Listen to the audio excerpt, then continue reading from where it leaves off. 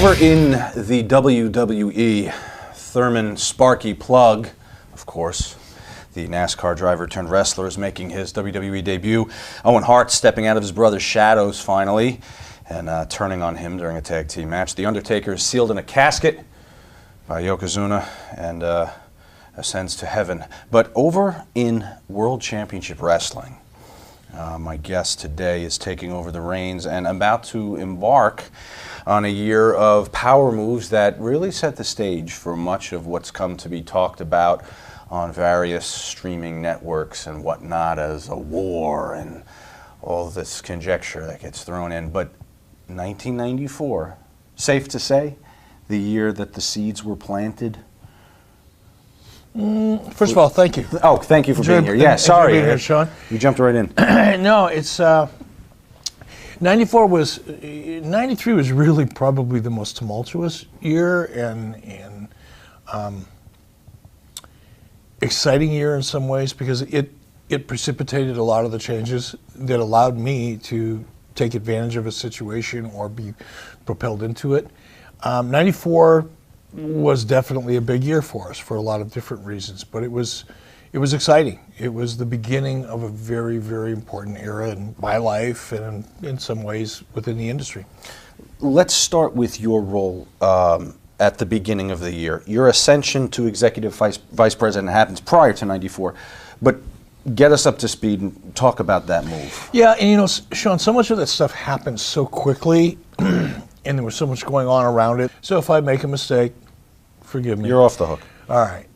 But I will say that I was made executive producer either in 93 or 94, and then shortly after that, vice president, and then shortly after that, executive vice president. So where those titles kind of fell into the timeline, I'm not really sure. But it was about 94 when I went from being more or less in charge of the television product to becoming more active in the overall business of WCW and probably taking a little bit more of a participatory role in the live event side of things, the talent side of things, as well as to a certain degree the creative side of things, which hadn't happened before. What is Ted Turner's role as you become vice president? How hands-on is he? Is this something where you're talking to him once a week? No, you know, and I think there's a big misconception about that, you know, within the wrestling community because people think that, you know, and part of it is precipitated by the narrative that has come out of WWE for so long, and especially during that time when we were really, not during that time, but like 95, 96, 97. But the narrative out of WWE is that, oh, Ted Turner just wanted to, you know, kick Vince McMahon's ass, and it was a Vince McMahon-Ted Turner war. It really wasn't. I'm sure that made Vince feel better while he was getting his ass kicked to say that it was Ted Turner doing it and not some guy that had just auditioned for him with a broom 4 years earlier. I get it, but it wasn't Ted. Ted was a little busy doing a lot of other really big things at that time. You know, wrestling was important to Ted, and I heard that. I knew that kind of anecdotally through the people that I reported to who reported to Ted, but I had very little contact with Ted Turner. Okay. I just knew that he was there and he was supportive. Who is booking when you first take the reins? Even that's somewhat hard to remember because there were so many transitions, you know, when you say booking or, you know, I refer to it as writing or being a showrunner, but the booker at that time, I think when I took over in 93, was really, you know, I came in kind of after the Bill Watts debacle, so Ole Anderson was kind of involved at the time. I think Dusty Rhodes may or may not have been involved at the time, but when I first more or less took over as executive producer, took over television as executive producer, I had nothing to do with booking. Nothing. In fact, I couldn't get far enough away from it, to be honest with you. I didn't want to become involved with it. But after I immersed myself more and was, I don't want to say forced into it, but I saw that if I didn't take a little bit of control over it, then I wasn't going to be able to control anything. I put Dusty into that position, I believe initially. Dusty was my choice. So I had a great relationship with Dusty. When you first come get the title, What's the company's financial situation? Are you made aware of that, even though you just run television? Yeah. No.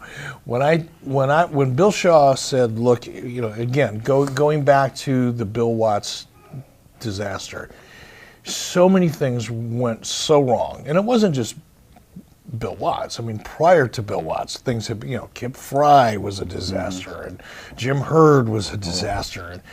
And, there had been a series of disasters along the way. But Bill Watts took it to a whole new level with the nature of some of the things that he did. But the end result, when I took over the company, I remember specifically, it was a company that was grossing, but I mean, all revenue in was $23 million a year, and it was losing $10 million a year in the process. That was the financial status of that company when Bill Shaw said, hey, you be my executive producer. And that was just fine for me. You didn't feel like you were being walked onto the Titanic at all? No, I was too young, too naive, too excited. My eyes were too big, and so were my balls. So it didn't really scare me. Right now, like yeah, it would now, because now I know what I didn't know then. Right. And that time, again, it's a hard one. That's a hard question to answer at that time. If everything were the same, absolutely, I'd do that again 10 times a month. But yeah, it was an exciting time, and I was excited to do it. What's the morale like backstage? Do you walk into a divided locker room, a depressed locker room? I walked into a locker room that was, it's hard to, you don't want to generalize, because not everybody was the same, but I think the general feeling was this is just a big payday, and once they sign you up, you can retire here. I remember Larry Zbyszko. Larry Zbyszko, and I worked together at AWA. Larry was one of the first interviews that I ever did in the industry. And Larry came to WCW before I did. And one of the very first things that Larry Zbyszko said to me, and he was one of the very first people to approach me once I showed up on location to shoot a show. He said, Eric, once you sign the dotted line here, you get a paycheck for life. Just keep your head down. That was kind of the prevailing vibe, if you will, there. It was so big, it was so out of control and loose that everybody knew this. Turn money. Right. You get a gig here, you got a gig for life.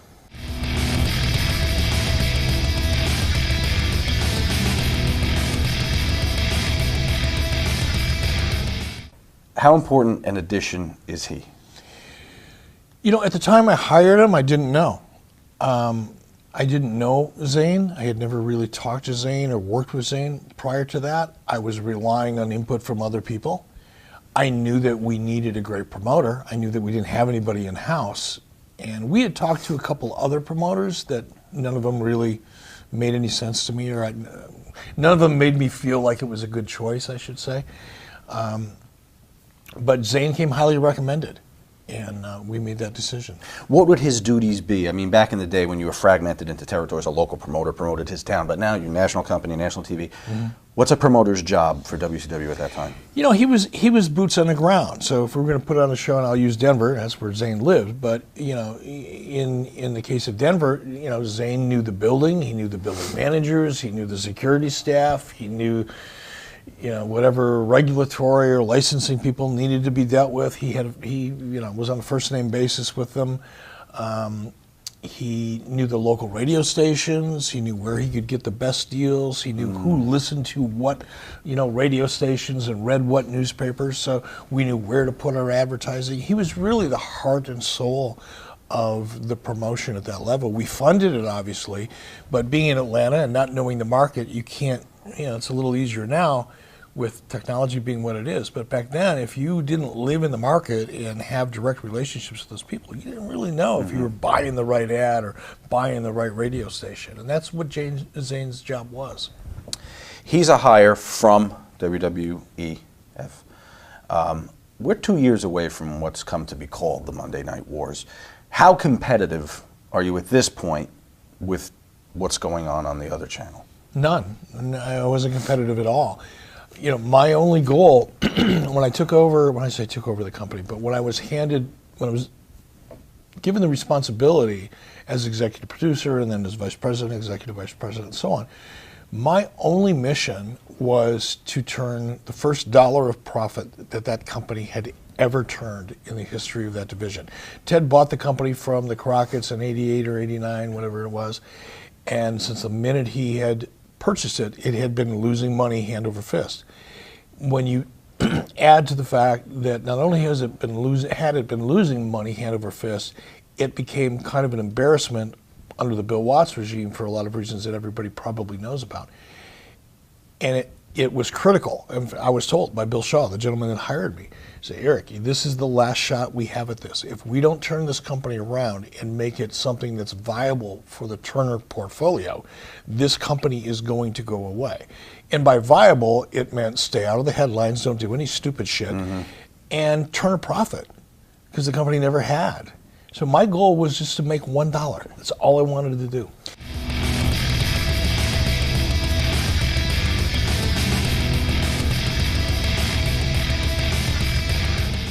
You know, this is one of those kind of lost WCW footnotes. Talk about for a good reason. Yeah, well, talk about some last-ditch efforts to save Fred Ottman from himself.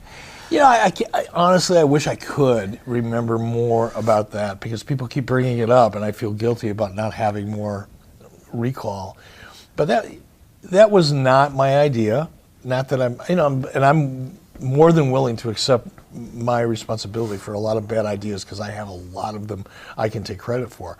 But that particular one wasn't mine. And I'm not really sure I can remember why we were trying to resurrect him, other than it was hugely embarrassing. He was a great guy. He's a good guy.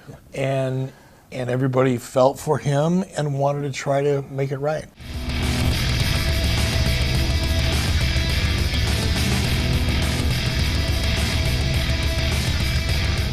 What's your perspective on the oft-discussed altercation? You know, I remember it. I haven't thought about it a lot, but I remember it when it happened. I was sitting. I wasn't on the European tour where it happened. I was sitting at home with my wife and my kids, and I got a phone call, late one morning, like 2 or 3 in the morning, telling me what had happened, and it was a little surreal. You know, I couldn't imagine it. And on one hand, I couldn't imagine it, but on the other, I could. It was uncomfortable because I wasn't there, and I wasn't able to control anything, and I was relying on input from people who were pretty upset, some of whom had seen it, some of whom were in the hospital, some of whom were dealing with local police, and the information I was getting was pretty sketchy. So my reaction to it at that moment was a little frazzled as a result. Afterwards, I was just disappointed, because I understood it. I'd been around situations like that, my entire life, but in the wrestling business. And I know how it would have or could have happened, and I was, more than anything, I was disappointed and embarrassed for everybody. How persona non grata is Sid stemming from this? Is there any consideration of bringing him back to 94? No. He could not have buried himself in a deeper hole, just from a liability perspective as a company, from a public relations perspective. It didn't make any sense to bring him back at that time.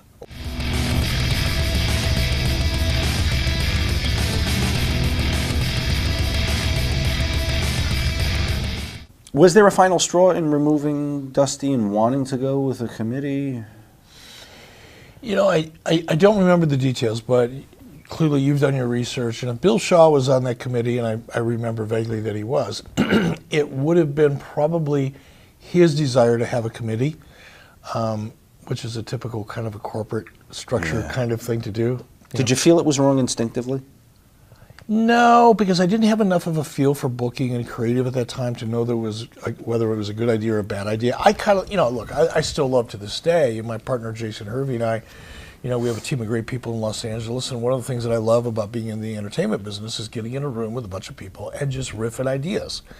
Because ideas, it's hard to, people say, who came up with that idea? In interviews like this in particular. But the genealogy of an idea usually is a result of 6 or 7 or 8 or 10 more people, pitching in and taking a kernel of an idea and then growing it or shaping it.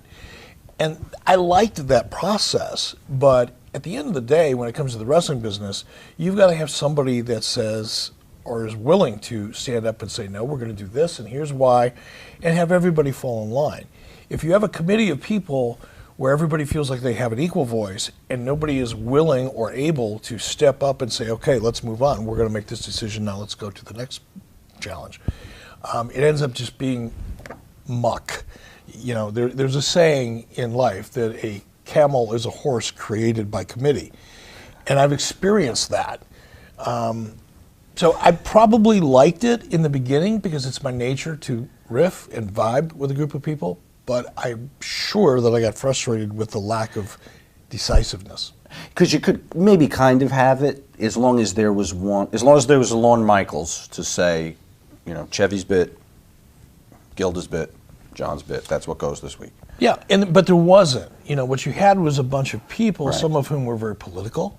You know, some of whom were kind of jockeying for position.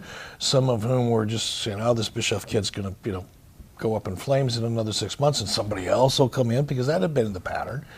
You had Eric Bischoff, who was sitting there as the executive producer or vice president or whatever the hell my title was, who didn't have the experience or the strength of experience to be that Lorne Michaels or be that guy that said, okay, we're going to do this. I just didn't have that at that time. It took me a while to get there.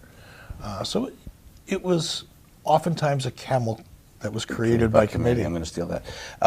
Is it wrong to say that Ric Flair becomes a de facto head booker of the committee or decision maker of some kind? No, that would be wrong because it wasn't de facto. It was intentional. Okay. I brought Rick in, you know, when Dusty, and Dusty got stressed. Dusty still is to this day, and I haven't talked to Dusty in years, but to this day, you know, I love the experience I had with Dusty and respect Dusty immensely. And I think to this day still is one of the most creative people I've ever met in this business. The problem with Dusty is he, at that time at least, I don't know what he's like now, but at the time he wanted to keep that all to himself. And he can't really work that way. And I couldn't let him work that way based on what I wanted to achieve. So I think the stress got to Dusty and it got to me and my relationship with Dusty. We remained friends, don't get me wrong. There was no animus between us.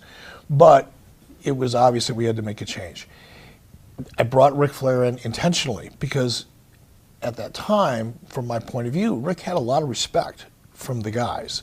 And that was the thing that we didn't have, because we didn't have that Lorne Michaels or that Vince McMahon or that one guy that sat at the head of the table, and when he said, run that way, everybody went, okay, I may not want to run that way, but I'm going to run that way as fast as I can. We didn't have that guy. And I was trying to find it. It wasn't me, because I was new on the job. It wasn't Dusty. And I thought Rick could possibly be that guy. He had the experience. He was obviously a great talent. And he had a great relationship with a lot of that talent. Not all of it, but a lot of it.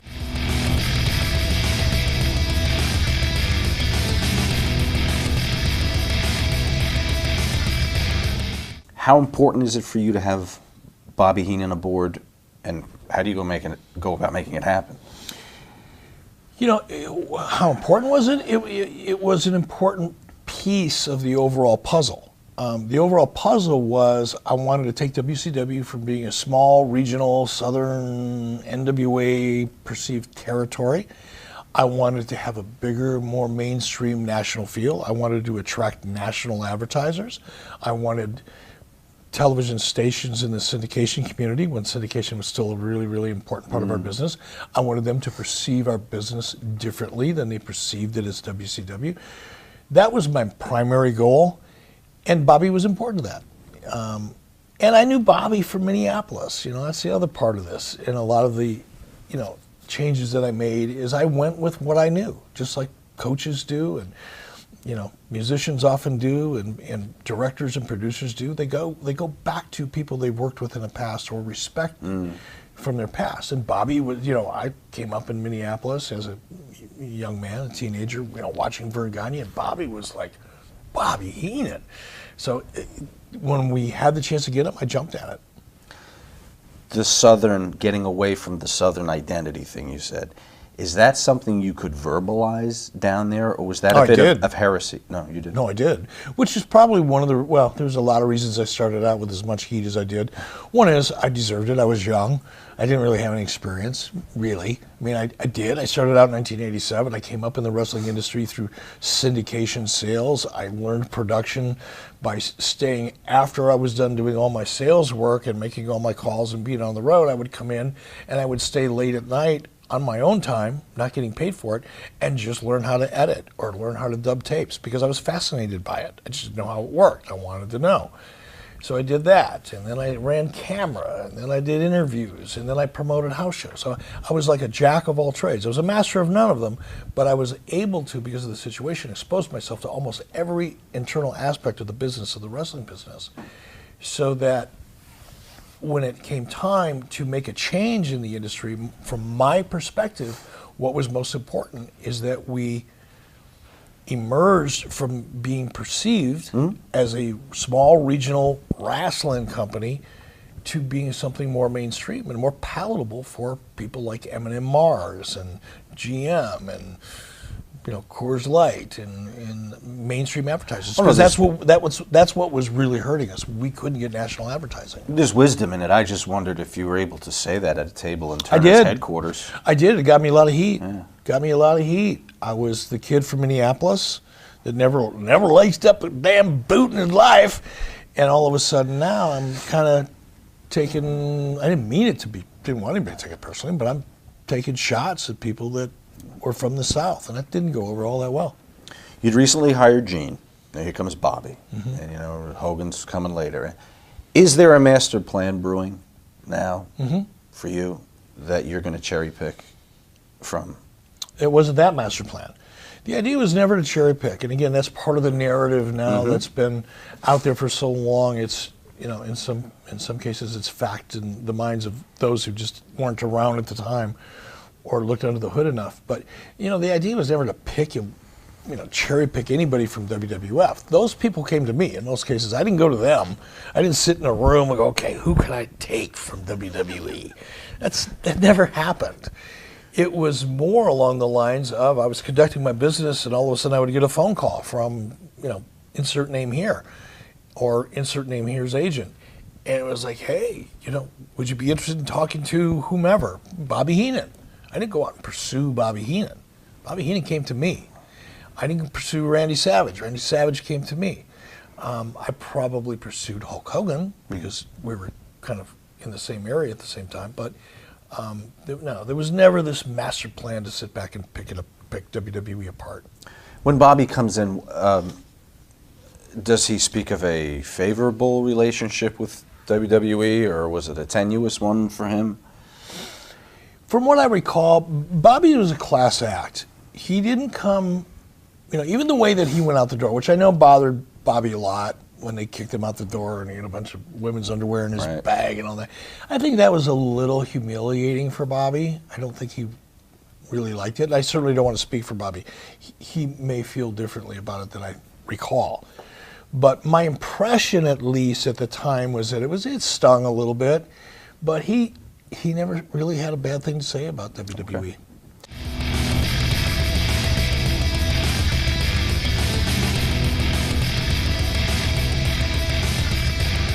I really don't. What was he like during his time there? Is he someone you'd call a good employee, easy to deal with? Wrestlers aren't. First of all, they've never been anybody's employees. They've always been a unique breed of people. They're when I say, I'm not talking about a class of relationship here, but as independent contractors, they're very independent. They're a little bit like gypsies, and especially again going back to the mid-90s, WCW is probably the last remnant of the regional territories. A lot of the people that were very important within WCW had come out of those regional territories. The company hadn't morphed into the corporate kind of animal that it became in the late 90s, and certainly not what WWE has become. So there was a lot of that independent territory mentality that still existed, and Michael was one of the guys who was probably at the center of that. So was he a good person? Was he a good person to have around and work with? In many respects, yes. Michael had a great mind. Michael was a really smart guy, very creative guy. But to me, going back to the Southern thing, that whole Freebird, overweight Freebird gimmick was tired and old in 1994. It was tired and old and kind of dated. So I can't remember if he quit or if I let him go, but if I offered him 75 grand, it was probably my polite way of saying you're fired. Right, yeah. You're one of the first guys I talked to that I can ask about this that might have an answer for me. You mentioned he's nobody's employee, and you're right. How do offices of wrestling companies now, when workers are precluded from going elsewhere, taking jobs elsewhere, taking a picture for somebody outside of the control of that entity that cuts their 1099, how can they still consider them an independent contractor? If they don't have the freedoms that a traditional independent contractor would have, if I hire you as a plumber to come over, I can't tell you can't go to the house down the street after you finish me. Mm-hmm. How are we still getting away with this in 2015? When's this going to stop? Yeah. Number one, hopefully it won't. I don't think it's as, people want to say it's a bad situation, that, there should be all kinds of benefits and there should be insurance, and that's an ideal world. And maybe it could work. But if you go, I think the IRS, you can Google IRS and independent contractor, thresholds and requirements, and there's a list of 15 or 20 or more things that you have to check off your list in order to be considered an independent contractor. And when you look at that long laundry list of criteria, I don't know the answer to that question. I have, and the onus is more on a company proving someone isn't an employee from that list than there is in saying someone is a 1099 contractor. And I wasn't even going to the benefits thing. I'm just thinking from a corporate structure, how has it evaded being, I know lawsuits were brought in the past. I think the statute of limitations ran out on Raven and his cruise thing. But it's always confounded me because it's one of the clearest examples. You can't work for WCW if you work here, wherever here might be in Connecticut. Mm-hmm. And that, by definition, is an employee. Yeah, and then when you go even further and start mandating that people adhere to a specific schedule or adhere to certain behaviors or adhere to this or adhere to that, the more control you have over someone, the less likely you will be able to justify your position vis-a-vis being an independent contractor.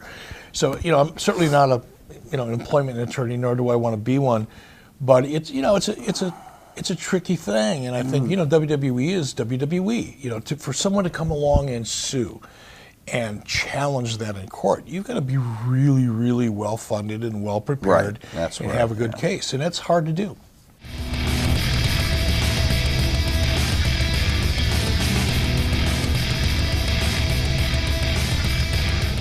Talk about the Nasties for a minute.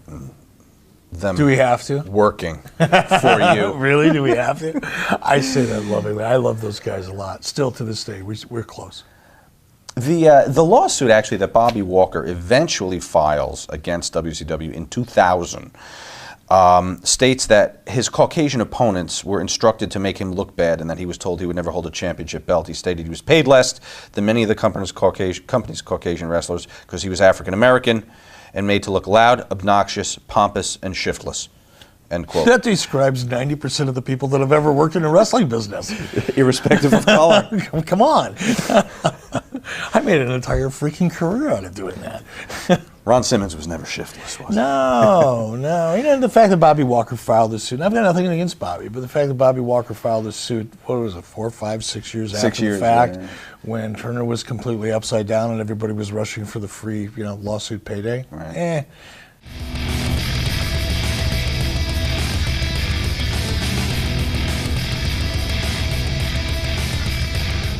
First of all, I want to take Disney. Talk to me about the process and the philosophy about shooting there. It was necessary. You know, if you go back and look at 92, look at WCW television product 92, 93, 94, before Disney, it was horrible. It was horrible. Center Stage, you've referred to a couple times. It was a theater in the round facility that held maybe 450 people. We had been producing shows there for so long, every Monday, basically, giving tickets away, papering the house, that the only people that would come to that event were people that got free tickets, and half of them would show up with a bag of wine and fall asleep halfway through the show. And you probably would get an average of 15 teeth per set, you know, if you counted them on average in the audience. It was just a horror, you know, nothing against the people that came, but your audience is a big part of your show.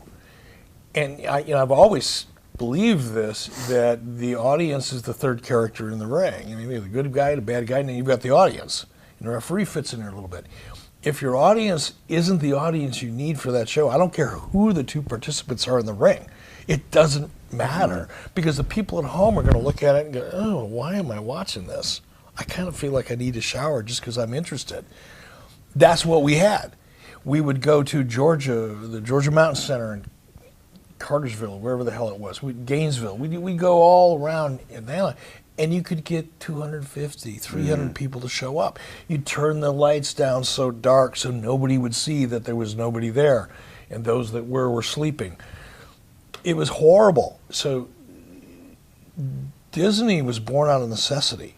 I had to figure out a way that we could shoot our show, lighten it up, brighten it up, and give it that mainstream feel. And most importantly, I knew at that time that for WCW to emerge from being considered to be that distant number 2 Southern regional promotion, if we could co-brand ourselves with Mickey Mouse and Disney, and at the very head of our show, it would be coming to you from the Disney MGM studios with a big flyover of the soundstage, the perception of our industry towards us would be dramatically different. I'd imagine also that the amenities for the boys increased too, being Not really. On the studio lot. Not really. No? I mean, in some respects, yes, but in some respects, no. There was no strip bars right down the street. That Well, they could go ample dressing room yeah, space. but there really wasn't. Food. You know, the food was better, of course. You know, we took care of them, but it was tough. You know, you refer to it as marathon tapings, and they were.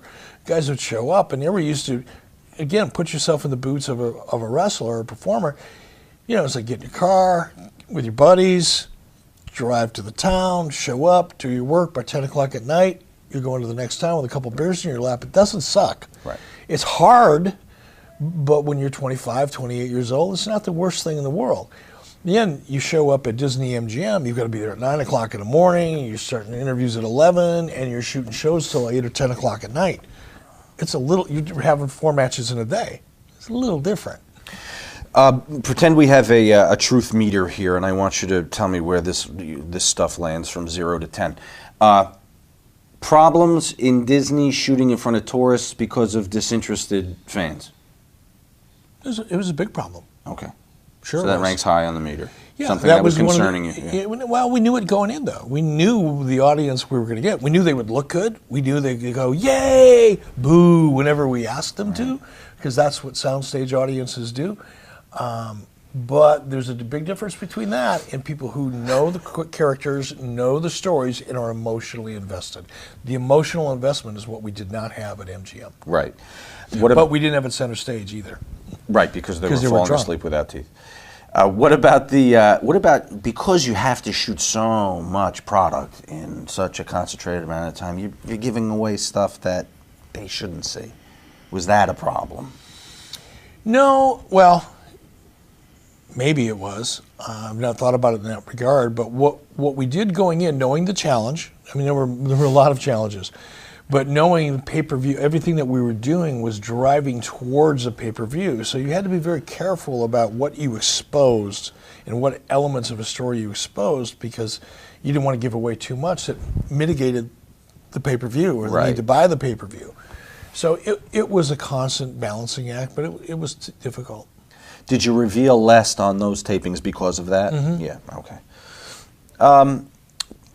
What's the relevance of the weekly taping at this point? I mean, pretty soon we're going to have everybody's going live, but it's also not the syndication days where they're bicycling the tapes. Did you still see having product on at a certain time on a certain channel every week as really the linchpin to the company? We did. Even when we were doing Disney MGM, we were still doing center stage. Mm-hmm. So syndication, Disney MGM was, for the most part, in the beginning, our syndicated product, and we were still doing our key driver, Right. which is TBS, Right. over in center stage.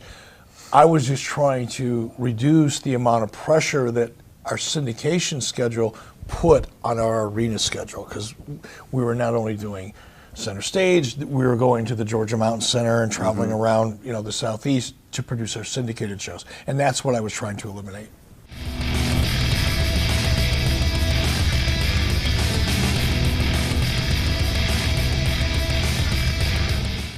What happened with Missy Hyatt being fired? There were a couple issues, but the one for me, I'll only speak for the one that I remember vividly, is we were at Disney MGM.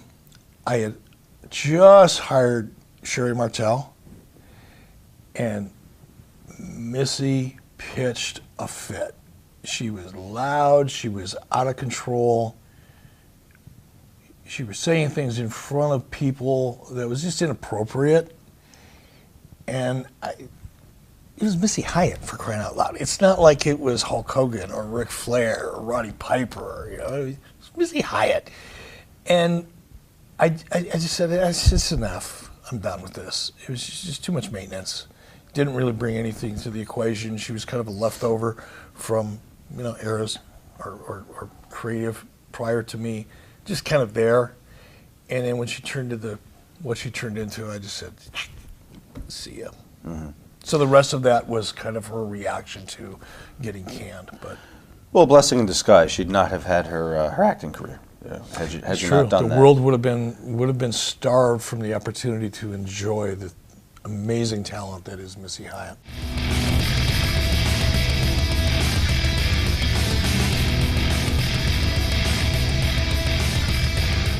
You remember how he comes to you? Is he just one of the guys that gets brought in every once in a while for a tryout? I wasn't bringing people in. I wasn't active in recruiting talent at the time, so I'm not sure who found him and who brought him in. I would guess that it would have been Terry Taylor or Mike Graham or somebody along those lines had seen his tapes or became aware of him. The only thing I remember about, and actually the only reason I remember it is because I read an interview where he brought it up and it rung a bell, is he lived in the Northeast, and despite the narrative that's out there about ATM Eric and all the money I was throwing at everybody, and the carte blanche I had from Ted Turner because he was sitting back there just waiting for the WWE to fail or fall, none of the above is true. When Paul came to WCW, it was at a time when I was making people count how many pencils they had in their desk. We were crushing the budget. We were just cutting costs everywhere we could possibly cut costs, including travel, which was one of the biggest, darkest, deepest holes in WCW financially at that time. And I said, man, what did I call him? He's a GUD. Geographically undesirable is how I referred to him. And I did it jokingly. It's like, dude, if you want to come in and try out, I'd love to have you, but you got to pay your own way. I can't afford to bring you in. Even if we hired you, we can't afford to fly back and forth. At that time, we were so focused on cutting costs that the only talent we were going to keep on staff were people that lived within a 150-mile radius. So if you lived in Georgia, if you live in the Southeast, Florida, great. But if we had to fly you in from Spokane or New York, probably wasn't going to happen. Where was the most fat right now in that budget when you were trimming? Was it travel? It's yes. Travel was a big part of it. Travel was a big part of it because it was managed horribly and because there were a lot of guys taking advantage of the poor management. This, again, going back to the days before e-tickets, This is when I would call up as a talent before I became executive producer. I'm living in Minneapolis. They'd fly me in to do voiceovers for 2 days a week or every other week. I'd call up, I'd say, okay, I'm supposed to come in on Sunday night. I'll leave Wednesday. They would send me a ticket, a hard ticket. Now, if something were to happen, if Jim Ross were to have called me and said, Eric, never mind, we don't need you Monday, we need you to come in Wednesday, I would call up and say, okay, they changed my schedule, I need to come in Wednesday. They would send me another ticket. Now, an honest person, bring that ticket with them, turn it in, because those tickets were good as cash. And I could have, Eric Bischoff could have taken that ticket that I didn't use, held onto it, and decided when I wanted to go to Hawaii, just use this for a credit. That's the way it worked back then. Interesting. And I literally had someone who will remain unnamed at this point, because he's still fairly high profile, come up to me, who was a talent, come up to me and show me a stack of tickets that thick and said, this is where the money is. So that's the first thing I attacked when I was in control. Wow. How do you stifle it? Do you just telling people turn in your tickets? No, I called everybody out on it. I called the travel department out on it. And look, the talent took advantage of something that they took advantage of. It's human nature, unfortunately. But the real flaw was in the system. The real flaw was in the person in the travel department that allowed that to happen. Right. So that's what I didn't try to attack the culture. I tried to attack the system.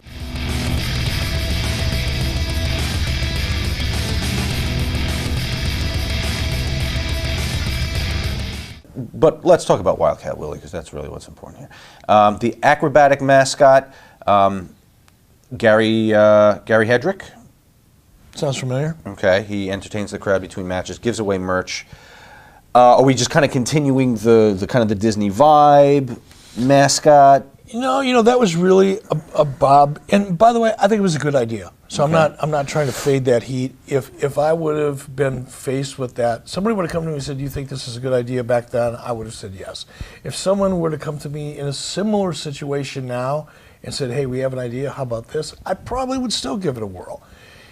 NFL does it, NBA does it, cheerleaders and, somebody to go out there and entertain the people in between breaks during 3-minute, commercial breaks when the audience is sitting there on their hands. You don't want them to get up and go get something to drink. You want to hold them in their seats. So you need somebody to entertain the crowd when there's not a match going on. But it was Bob Dew, because he worked at the Omni. He oversaw the Omni for Turner Broadcasting at that time, I believe. He was the one that brought the Wildcat Willie idea to the table.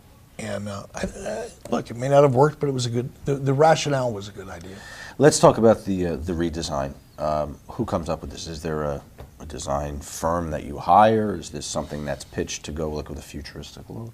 We sat down with the team being Craig Leathers, probably Keith Mitchell at that time, a group of people who were in our production staff, and we said, okay, look, we've got to hit the refresh button. Our graphics are old and tired.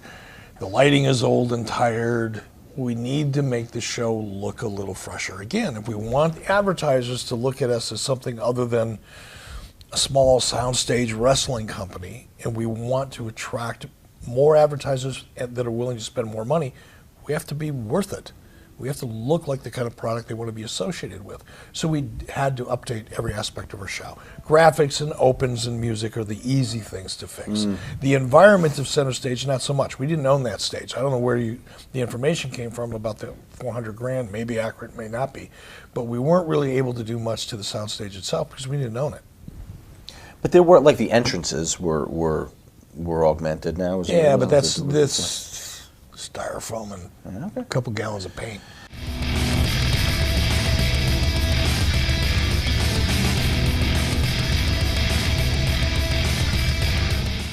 Kevin became part of the booking process because Ric Flair, I think it was Dusty. It was either Dusty or Rick, but I'm pretty sure now it was Dusty, believed that Kevin Sullivan was particularly good at getting heat.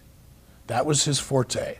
Couldn't get over a babyface, didn't know how to build a babyface character, but really understood how to get heat, which is an art within an art. You know, wrestling is an art, in my opinion, but getting heat is the art of the art within the art. And Kevin was good at that. And that's how he was recommended, and that's probably why he was brought in. How does he jive with Flair? Pretty good. Kevin was a good politician, didn't threaten Rick, supported Rick in many ways. And look, Kevin was an asset back then. He was good at what he did. They do the brother gimmick with Dave Sullivan and Evad. And is that Kevin's brainchild? I don't remember who came. It's like I said before, you know, ideas are generally, right. If you try to track down a genealogy of ideas, it's a little frustrating, but probably so. It was the kind of story that I think sounds like a Sullivan. Kevin would have liked.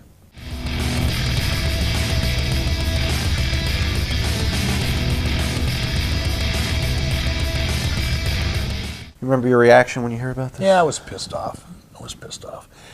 Because Mick was doing things that I was trying to get him to stop doing. You know, part of the issues that I had to deal with in overcoming from Bill Watts when I took over at that stage was the number of lawsuits that we were hit with. You know, litigation was a big concern.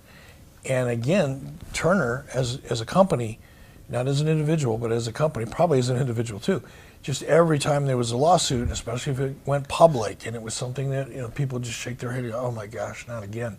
So I was trying to avoid those situations, but Mick was determined to wrestle a style that put him at risk, put us at risk, potentially put fans at risk, and that became kind of an issue between us. So when he did whatever he did and he ripped off his ear, and I'm not suggesting that it was his fault necessarily, but it was like just one more Mick Foley thing. You know, why can't we just work a match? Why do we have to be jumping off balconies and landing on tables on fire and just have a freaking match, for crying out loud? Let me talk about Germany for a minute. Is there a kind of an international strategy you have in mind here?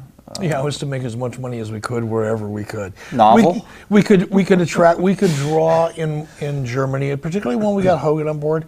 We had a promoter that kind of was very interested in WCW at the time. We had decent TV at the time, and quite frankly, we were able to make money overseas touring that we couldn't make in the United States.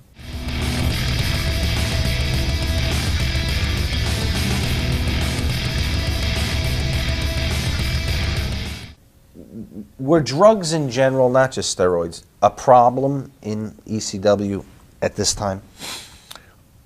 You said ECW, and I'm sorry, WCW. WCW. We all know they were a problem in ECW. Look, I think they were probably yes. Not going to bullshit.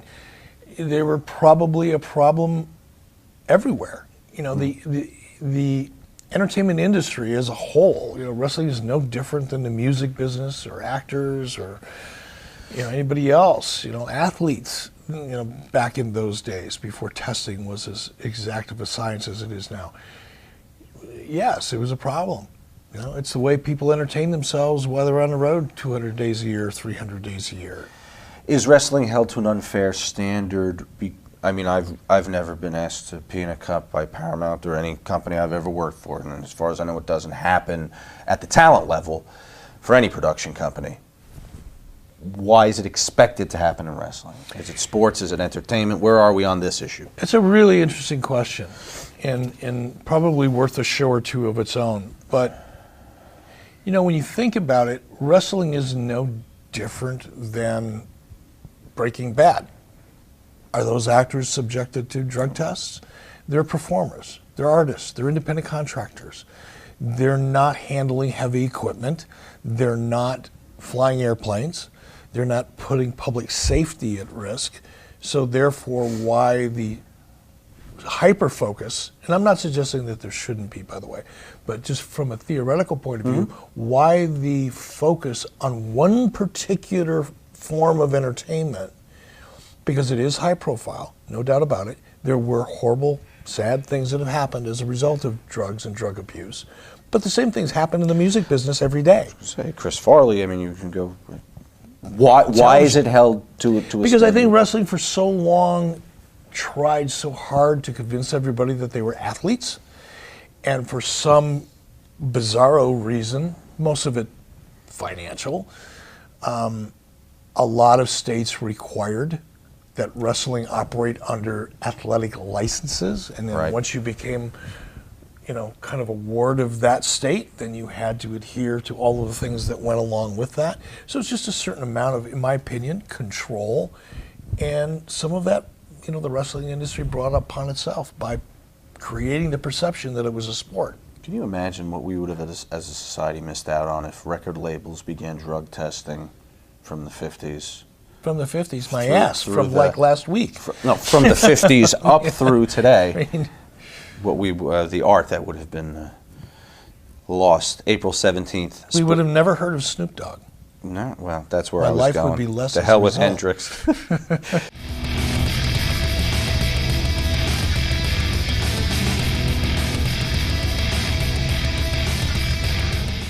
No, I'm sure somebody, I'm sure a group of us or a group of others sat in a room. I'll throw myself in that room. I'm sure a group of us sat in a room and laid the whole thing out and went, wow, that'll be really good.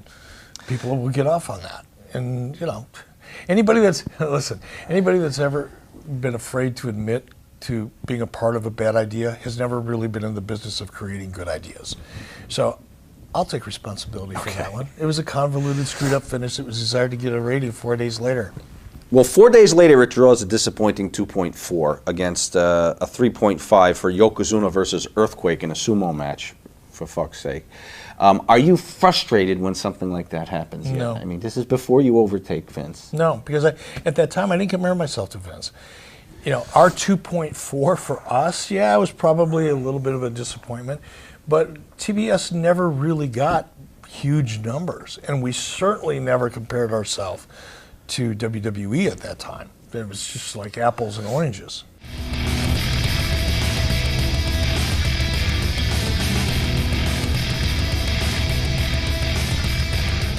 How does she come into the company? Is she someone that calls you?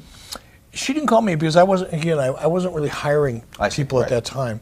So I would have had to approve it, obviously, but she came in probably through Rick. She had a good relationship with Rick. She either came in through Rick or Mike Graham or Terry Taylor or any number of people that were kind of out feeling, you know, the talent situation. What did you think of her work as a manager? I love Sherry. She was a riot to be around. She was committed. She was tough as nails. I had met Sherry in AWA, so I had known of her, you know, before then. So she was right up there. You know, I liked Sherry a lot.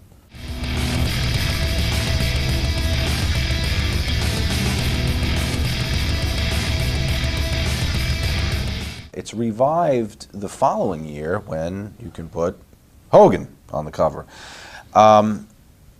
Is it considered a big loss to the company? Is it an expense that maybe you're happy to have off the top line? I wanted it off the books. Yeah. The magazine was never really a successful, you know, ancillary part of our revenue model. It was there. Everybody kept trying. We kept trying to do third-party deals and doing deals with other people in publishing to get it off the ground, but it never worked. So to me, it was just like, yeah, good riddance. Right. I'm pretty sure the only reason it came back is somebody came back with a third party attached to it that helped make it make sense. So you were carrying the entire cost for publishing the magazine. This wasn't somebody else licensing WCW and your talent. You guys were producing the magazine here. Yeah. In the beginning, and then I believe, I could be way off, because it just wasn't something I paid a lot of attention to. But when it went away because it wasn't viable any longer. There was no hopes of it being viable, and I didn't want to keep losing money on it. When it came back, the only reason I would have brought it back is if there was a reason to. Right. Meaning somebody else was taking the risk. Responsibility. Sure.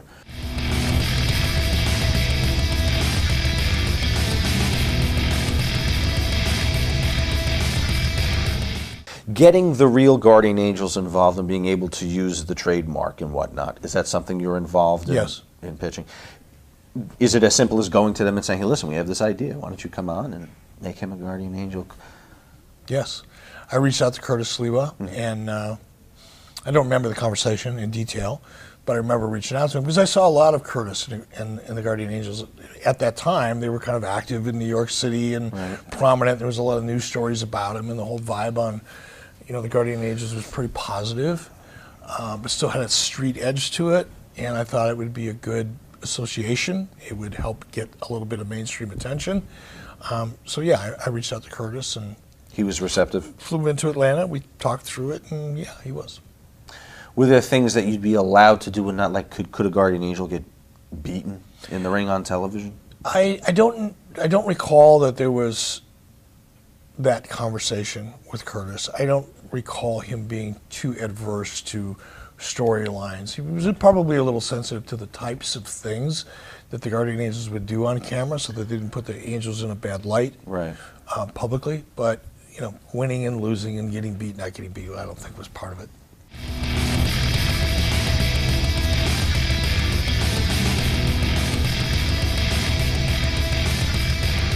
I had known Paul for a long time. I knew him. Paul worked in the AWA when I worked in the AWA.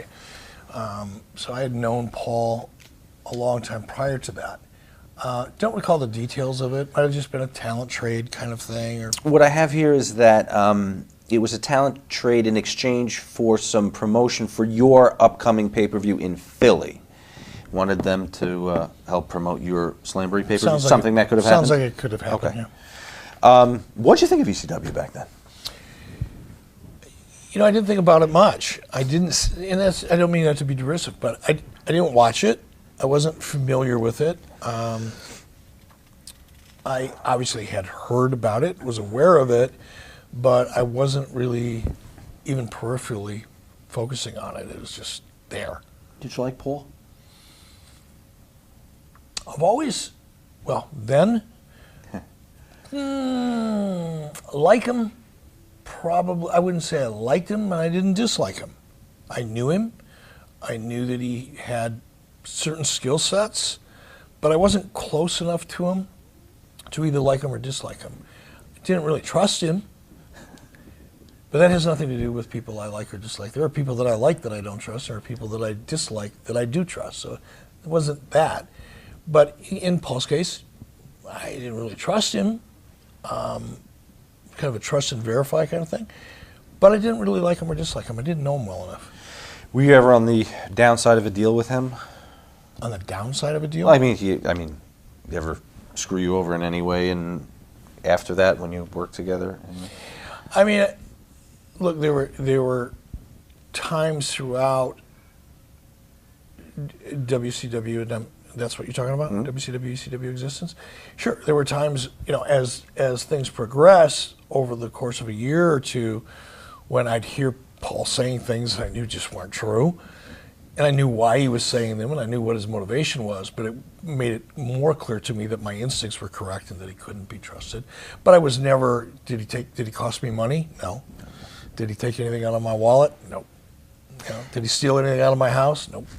It's notable to me that you're smiling now because we have a series timeline for ECW also, and all of the talent that we have talked to for every year of ECW's existence has in some way been fucked by Paul, and they all tell the story with a smile and laughing like he's the lovable clown prince with one hand in their pocket fleecing them as he... it's almost comical to be fleeced by Paul Heyman. He's like a lovable villain. I had dinner with someone last week. Again, I don't want to involve people in things like this that don't volunteer for it, so I'm going to keep the name to myself. But it is one of the highest profile names in the industry in the last 10 years or 20 years, who knew Paul really well. And we had a conversation about Paul. And it's the same thing that you just described. Everybody knew that, the check's in the mail. I gave the money to your mother. Or, I had the money in my trunk and I got rear-ended by a semi and it's blowing around in the wind. But Paul's passion, I think, made up for it. Okay. Paul's passion and,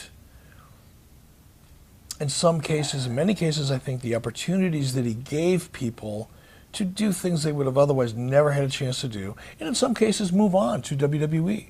A lot of those ECW guys were able to transition out of ECW into much higher profile and ones where they made money because of the opportunities that Paul gave them. So I think over time, people forgive.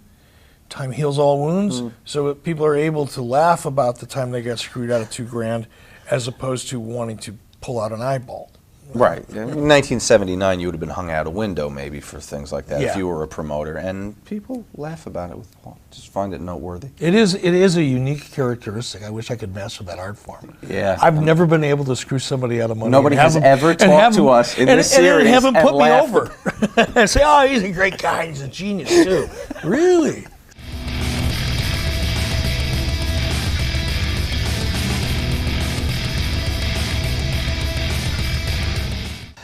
Is that what his firing was about? Cost cutting? It was cost cutting. Again, he was geographically undesirable. Okay. He was a Gud. He lived in Minneapolis. And he, oh, God, I try so hard not to say things like this because it's just, at this stage of my life, I don't want to hurt anybody's feelings or bury anybody, but I just never thought much of him. He was a good looking guy. He was in great shape, but there was something about him. Didn't have the passion? He was a dick. I just didn't like him. Right. And arrogant, you know, like a lot of people thought he was better than he really was, thought he should have been up here, you know, thought Vince McMahon screwed him. You see people that walk around with a chip on their shoulder all the time, and even if you want to like him, that chip gets in the way a lot. Tom was one of those guys, and he really wasn't that great of a performer, aside from the look. Skill-wise, his ability to relate to the audience, get the audience to relate to him, he was a 5 on a scale of 10, and at that point, it just wasn't worth the hassle. Very good. Am I wrong in thinking that maybe, I know you're trying to cut budgets and you want to have a profitable year, but at this point, May 16th, are we trying to free up some money for Hulk? No. No. Had nothing to do with anything. It's another of the, or one more chapter in the narrative that is created. Well, that, you know, people that want to bury Hulk Hogan back then was like, oh, I'm suffering so he can bring in this washed-up, has-been, bald-headed guy from WWF. It's not true. Okay. Hogan's money had nothing to do with our budget. It was on top of. I got you.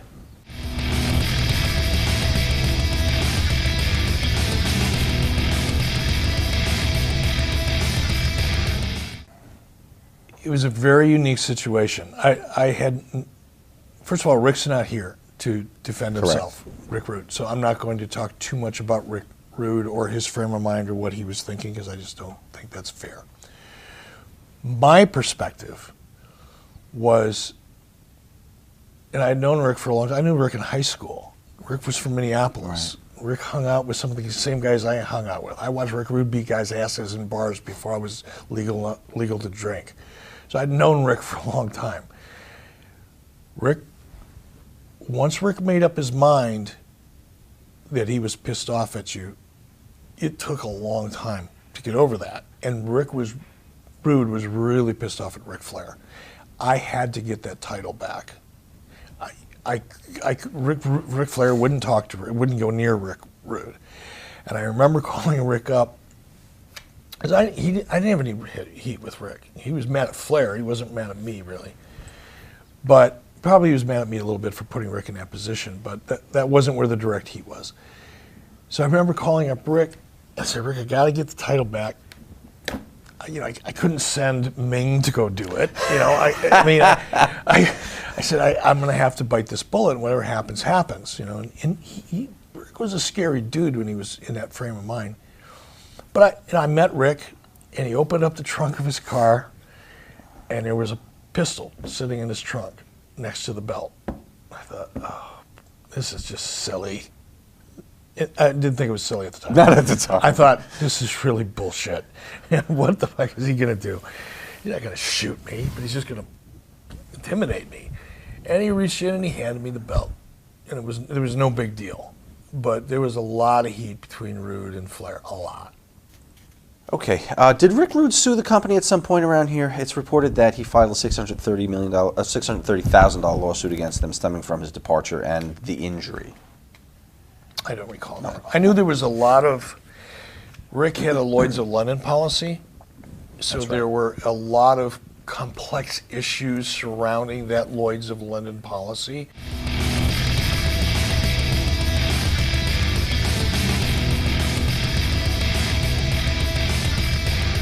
God, that had to be pretty. Oh boy, you had Dave the Hammer Schultz of the Flyers there, for fuck's sake. This is a real wild and maybe the wildest and craziest match in WCW up to this point in this era. Does the fact that it's in Philly and the home of ECW influence that kind of booking at all, do you think? It probably did, and that sounds like a lot of a Kevin Sullivan thing. I didn't have, I didn't have the vibe on Philly and the nature of the audience and, what they liked and didn't like nearly as much at that time as Sullivan did. So I'm sure that had a lot to do with it, a ton. In the weeks following this, and on the heels of some other similar matches, there seems to be a shift in the philosophy on blood and violent matches in the company. There's a bit of a fear of national and congressional mood against violence on television. So is this something you guys have a discussion about creatively? Sure. And are there rules handed down, or are you just telling the bookers? No, and actually it probably came more from corporate at some point. Remember, Turner Broadcasting at that time, still is, was driven by ad sales. Well, just ad sales and subscription. And ad sales had a lot to say about a lot of the things that we did. And when blood became an issue for the advertising community, when advertisers on Madison Avenue went, I wouldn't buy any time in your show, look at this, look what you guys do. You're going to react to that. Right. Somebody's going to react to it, and it's going to roll down to us. And it did.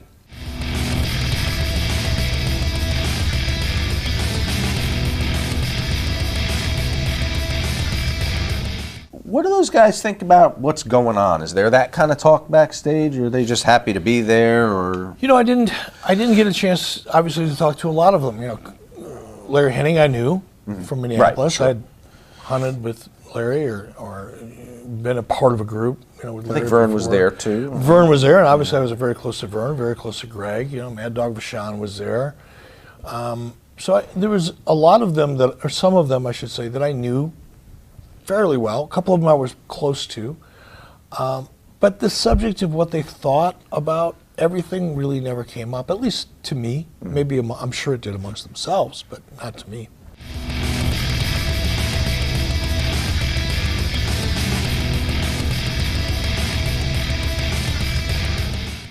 The show's in Philly. It features current ECW star Funk. The crowd chants ECW, we want blood. Is the decision made to have an extended run for him? I mean, he quits on September 26th via fax, is the report I have. But did you have long-term plans for Terry? No. So it was designed to be this? He was never, he was an in and out kind of an opportunity. Right. No one ever planned or had a goal for Terry Funk to be a long-term part of our plan. And perhaps, again, talking about Philly, talking about ECW, probably part of the opportunistic, filling the house. Yeah.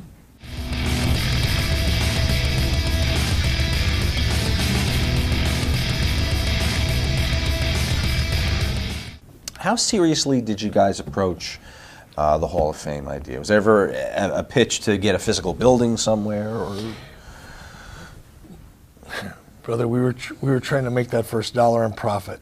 So the Hall of Fame, the idea of it thematically was a great idea, to have one pay-per-view a year that kind of focused on, much like WrestleMania does now with the Hall of Fame, but to have one event per year that focused on the legends and nostalgia was the goal.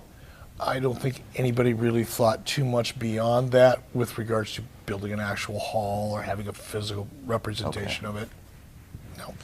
Which is probably why it's gone after 1995's inductions.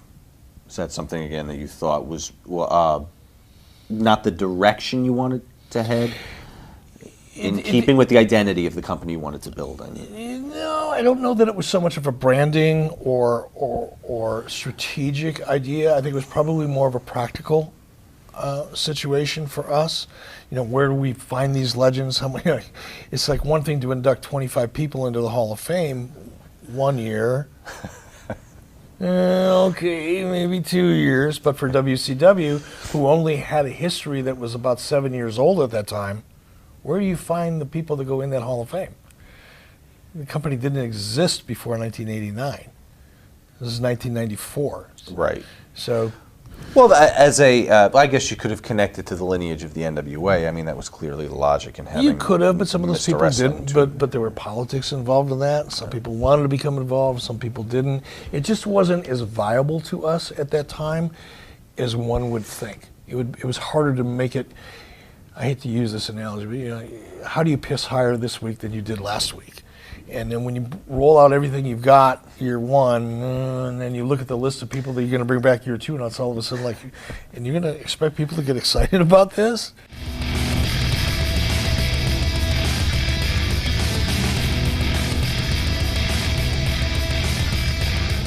He's not wrestling yet. Why isn't he wrestling? Don't recall. Maybe tied into a WWE contract, maybe hurt, something like that. No, I mean, we'd be speculating, but if he was tied to a WWE contract, we wouldn't have been able to show him on TV at all. On TV at all. Yeah. All right, even in a bodyguard role or something like that, yeah. A better bodyguard to have than Meng? None exists, right? You know, From what we hear. I've heard all the stories. I've never, you know, to me, he was just always a gentle, polite, respectful soul. Thank goodness. I've heard all the stories, but I've never had the occasion to see anything that would make me as fearful of him as I probably should be.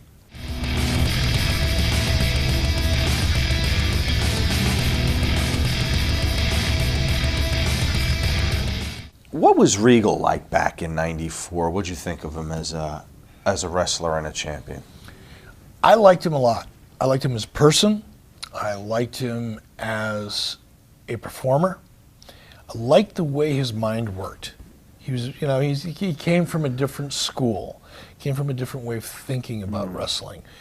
And it's one that I won't say gravitated towards it, but I probably gravitated a little bit towards it. Explain it. I love psychology. I love the art of wrestling. I love the psychology of wrestling. To me, a wrestling match is dialogue. It's physical dialogue, but it's dialogue. And great dialogue, whether it's in a movie or a play, if it's in a book, you know, if it's a written word, great story to me is everything. And Steven Regal brought a different psychology and storytelling technique to the product, and I appreciated it. So I was fond of Steve. He had a good year in '94. He never really gets into the main event tier there. Was something missing from having him be marketable enough to be top of the card? Was it somebody creative that felt the style was an ill fit? You know, I can't put my finger on it, but with all, and I mean all due respect to Steve, he never really reached that level in WWE either. And sometimes, not everybody does. You know, I was watching I was listening to an interview on PBS about a week ago from a bass guitarist who's one of the most famous bass guitarists in the music industry, who has toured with Eric Clapton. He worked with Jimi Hendrix. He's still busy to this day performing on records and in concert, touring with all of the top artists in the world. He's worked with more top artists than anybody in the history of rock and roll. And I can't remember his name. Right. But none of those artists would go on tour without that particular bass player. There are people in this industry, and I think Steven Regal is one of them, who are just as important to the end product as maybe the guy at the top of the card, or maybe maybe he's putting over the guy he's working with. But if you don't have the Steven Regals of the world to bring it all together and really create the story and make it believable, it's just not. Not everybody's a front man. And I don't think Steven Regal at that time had the work, he had the psychology. In many ways he had the look, but he didn't have the body. Steve was soft. He wasn't a weightlifter. He wasn't one of those guys. And at that time, there was still kind of a what makes a wrestler look. Steve didn't really have that. But more than that, he didn't have that mic skill. He couldn't project. He couldn't convince people. He could convince the guy in the ring he was the real deal. And he could make that guy that he was working with look like the real deal. but he couldn't talk to the audience in a way that the audience put him up on a pedestal. And it's that intangible it factor that people talk about. And Steve didn't have that at that time. He developed it in WWE in later years. He became very, very good. In my opinion, one of the better talkers, because I just like his psychology. But he didn't have it then. Your personal creative style as a writer, not what should be the proper percentages, but for you, place 2 percentages for me on in-ring, physicality, and mic skills, talking, being convincing, looking someone in the eye and telling the truth, as Cagney said. It's hard to say that. I would say it's probably 55-45. Which way? Meaning you have to be good on the mic. Right. Because if you're good enough on the mic, you could create enough emotion, either way, as a heel or a baby face. You could create enough, as a heel, and I can say this from personal experience, I couldn't work a lick at all. Couldn't even try to pretend I could. But I could make people want to see me get my ass kicked. So while I won't allow anybody to even refer to me as a former wrestler. I'll correct them, even to this day, because it's disrespectful to wrestlers. But I could get people who want to kill me. I could get people who want to spend money to see somebody else do it. So I believe that somebody that's really good enough on the mic can mitigate what they may not have in the ring, but someone who's great in the ring can't create the emotion. Gotcha. This is Zbyszko's return to the ring. What brings this about? Oh, probably a little bit of Larry, a little bit of me. Larry wanted to be active. He wanted to be in the ring. It was about the time when I started getting a little bit more involved in creative. I liked, again, it's my personal taste at the time. Larry had that kind of ground and pound, basic wrestling style, and he was a great talker. Mm-hmm. He was a great talker. Tended to say the same things over and over and over again, but he was great at it. But his in-ring work was believable to me, and I liked that balance. I've always looked at wrestling as a buffet. You've got to have some decent seafood over here. You got to have some prime rib over here. You got to have some great vegetables over here. You got to have a little bit of everything for everybody. You got to have a great dessert area. Larry was that meat and potatoes section of the buffet plate or the buffet dinner, and I liked it.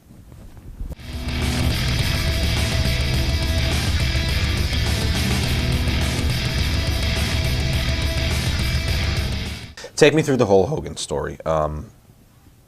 When does this idea bubble to the surface? Well, if he signed in June, it probably was April, March or April. Might have occurred, more than likely it started at a Disney taping a couple months prior to that.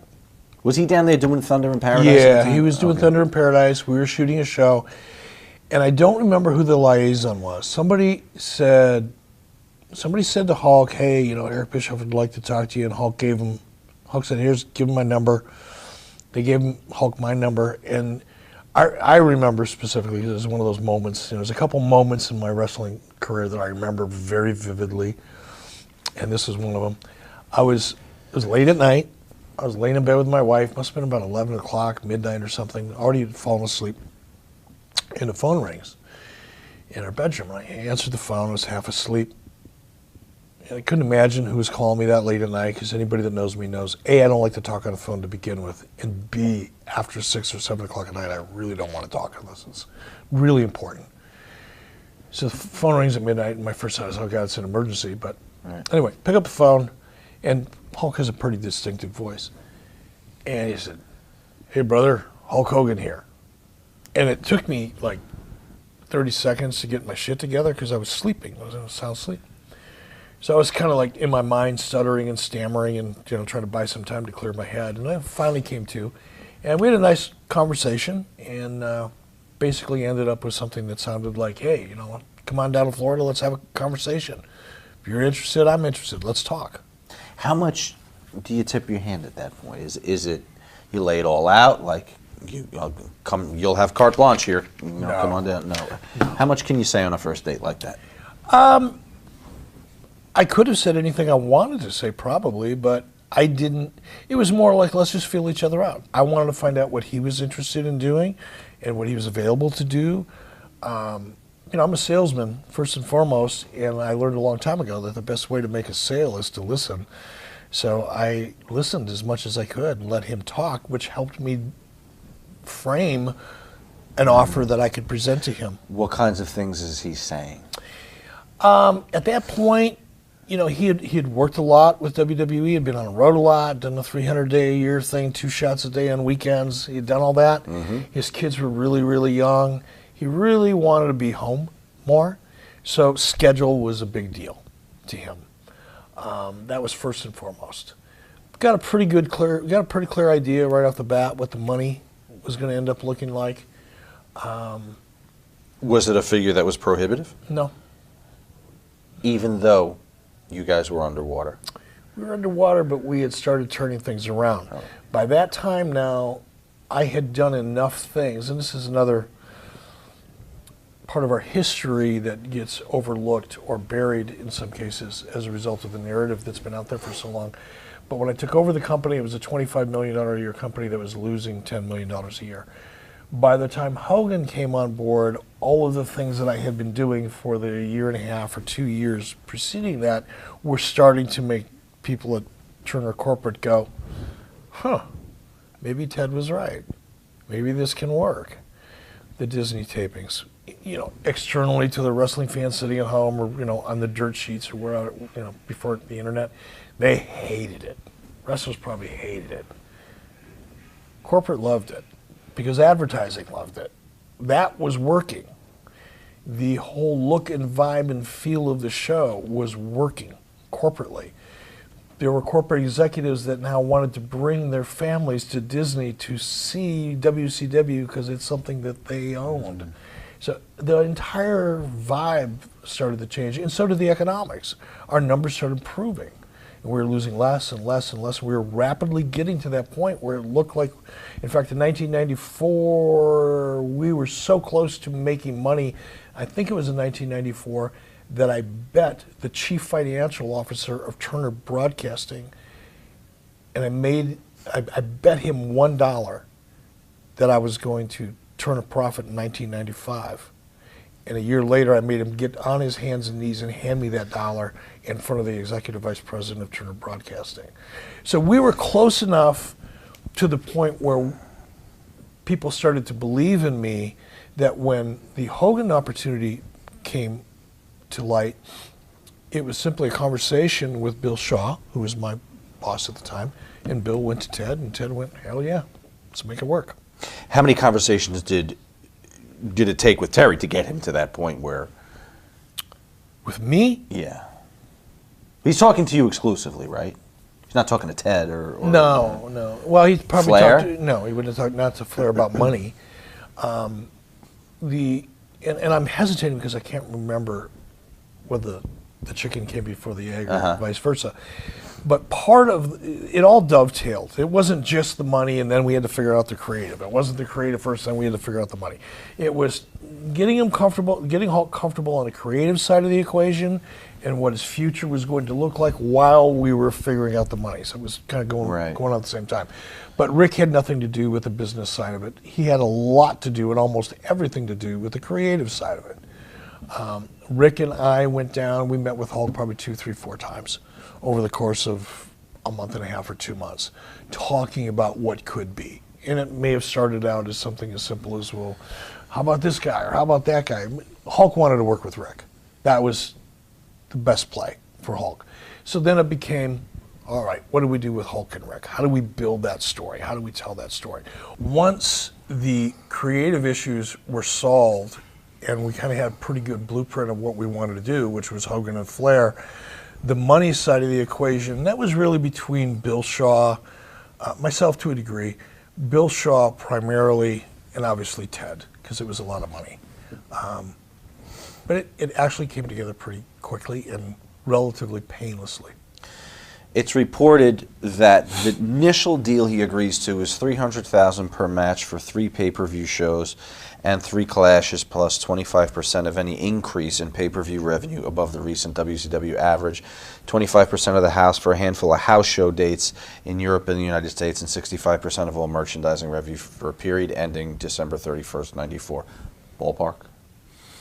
Sound like something? The deal that I remember, you know, and maybe what I'm about to say is part of that, or part of the deal that you have information about. But what I remember is the nut was about $2 million a year. There were 4 pay-per-views involved in that. There were TVs that led up to each one of those pay-per-views that were included in that $2 million figure. And, you know, he may have gotten a big chunk of the licensing and merchandising off of his stuff, not off of everybody else's. Gotcha. Creative control. It's a philosophy that's been bandied about a lot, but you said some very poignant stuff about it in your book about the creative control clause in Hogan's contract that I think was pretty telling, in that if you're working at the top anywhere, you kind of have creative control, don't you? Sure. Just the fact that you've put it in words. Ask Stone Cold Steve Right. Austin, or ask The Rock. You may appease me by putting it in print, but Yeah. how you gonna see me?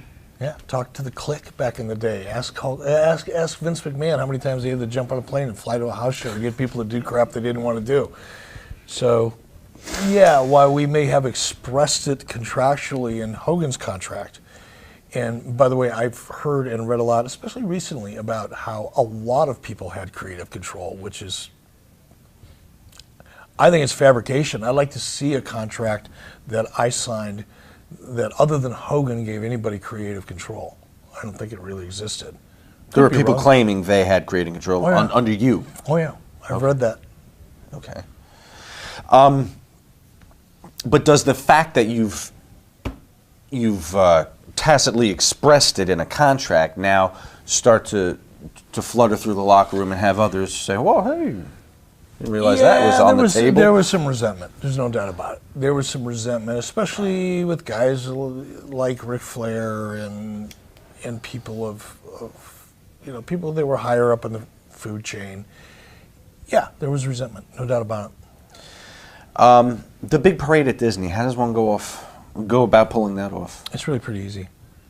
Did you just piggyback on the existing parade that happens every day and throw them on the floor? You go to Disney and you tell them this is what we want to do, and it's Hulk Hogan, and they go, "Oh, Hulk Hogan! My gosh, the crowd at Disney would love that." And of course, you have to pay for it. And right. You stage it, and you create a big parade. Did you have to oversee that whole thing? I didn't necessarily oversee it. There was other people working for me that did. About this time, we start to see the WWF respond to the opening salvo with their new generation push. Is that on your radar at all, with the fact that they're kind of going to rebrand off of your signing Hogan as the place where the young athletic people work? Yeah, I don't recall the timing of that. I wasn't, until Nitro happened, despite what everybody would like to believe, I really wasn't paying that close attention to WWE on a move-to-move basis or day-to-day basis. Should you have been? No. Look, I held them up on a pedestal. I knew what they had accomplished in terms of syndication. I knew what their ad sales were doing. Obviously, their live event business was doing great. They had a licensing and merchandising model that I was envious of. So from a business model perspective, I was very aware of them and kind of held them up as a model. But from a creative point of view, no, I didn't. Even though you're in direct competition, really? I really wasn't. No, I wasn't. You don't think? No. I didn't. Yes, I was, but I didn't look at it. I was in competition with myself at that point. I was in competition with controlling our budget. I was in competition with myself to change the perception of our business. I was in competition with the advertising world in the sense that I was trying to attract more dollars in that respect. I was in competition internally with corporate. There were still a lot of people at Turner that didn't want us to exist, and that was a major challenge for me. So between the political fight and all the other challenges that I had, that was enough for me. And worrying about how they were rebranding themselves or reacting to us signing Hogan wasn't really on my radar.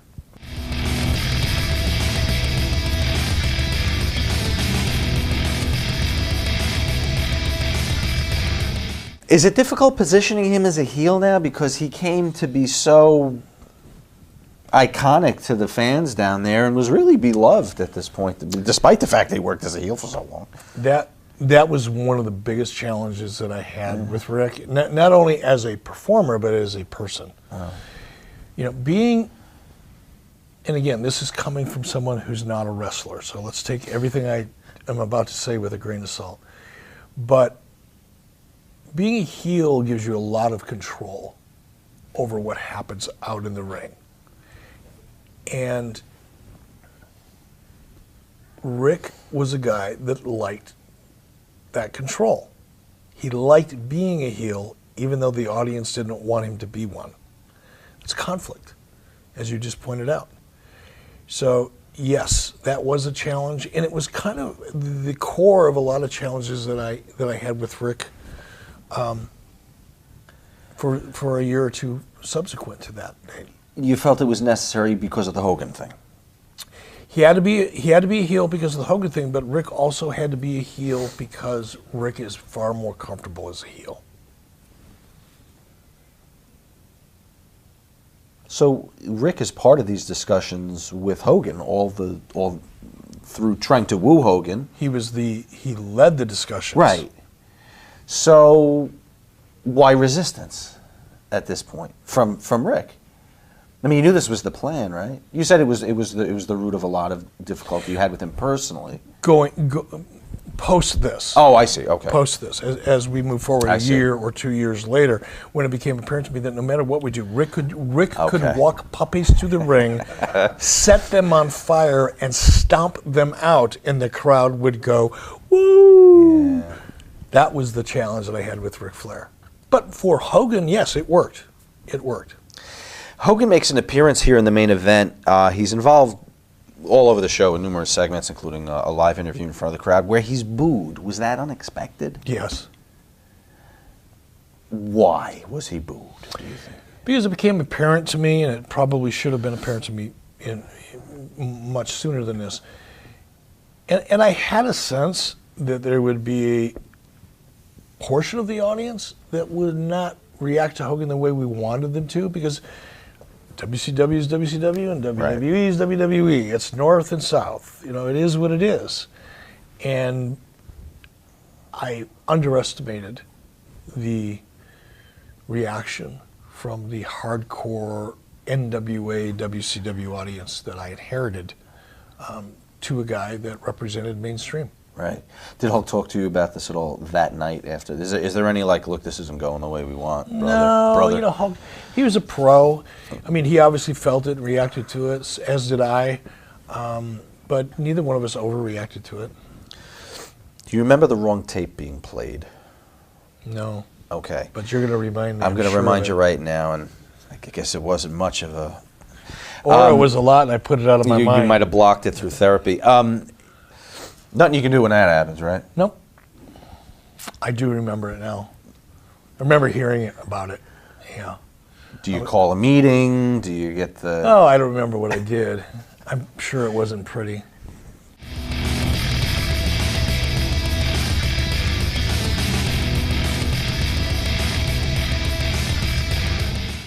Is this legit? Yeah. Well... Or was it going to be Flair and Sting all along? Well, you know, it's a great thing about... And by the way, that was like the very beginning of, what was it, Cyber Tuesday, or what was the series of pay-per-view? Cyber Sunday or something, yeah. So, yeah, that was the first really, truly interactive, let the fans vote wrestling experience that people were able to see on television. And the idea was really to drive the 900 line, because I was pimping us out. Right. I wanted to make money anywhere I could. Sure. So I thought, what if we tried this? And the idea was to put, you know, stage people. You have the red locker room over here and the blue locker room over here. Well, of course, you want You put the people you want to choose, and you know who they're going to pick. You know who they want to see. And you kind of put them in front, and they get a little bit more animated and make a little bit more noise, and EVOD back here in the back. So, was it legit? Yes. But did we structure it and set it up in a way that we were pretty sure how it was going to turn out? Of course we did. But I was very proud of that, and it brings a smile to my face. I'm going to tell a story I've never told before. So that was my idea, right? And I'm excited about it. And I think I was doing play-by-play at the time. It was me and, I don't know who it was, maybe me and Shivani or me and somebody. I don't know who it was. Or maybe I was hosting the show, whatever I was doing. But it was live, right? And I got my teeth knocked out when I was a kid with a baseball bat. So everything from here to here was fake at the time. But this was before, they could just like screw stuff up into your jaw. Like now, I've been kicked by horses and my teeth are still in my head, so it's okay. But back then, not so much. So I had this little flipper plate, temporary plate. You have to take it out and clean it every night, not to get too personal, but it was kind of a temporary thing. But it stayed up there. Nobody knew. But as I'm articulating and I'm talking to the camera and I'm saying, tonight, as I said, tonight, my tooth went flying out. This is live television. My tooth goes flying, the portion of it goes flying out of my head. And I'm right-handed, but in slow motion to this day, I can see myself going, and I'm reaching out. I grabbed that tooth and I got it back in my mouth and situated in my mouth, and nobody knew it but me. Wow. That was my biggest accomplishment. And the world is going to YouTube this promo to try and find that. That's fantastic.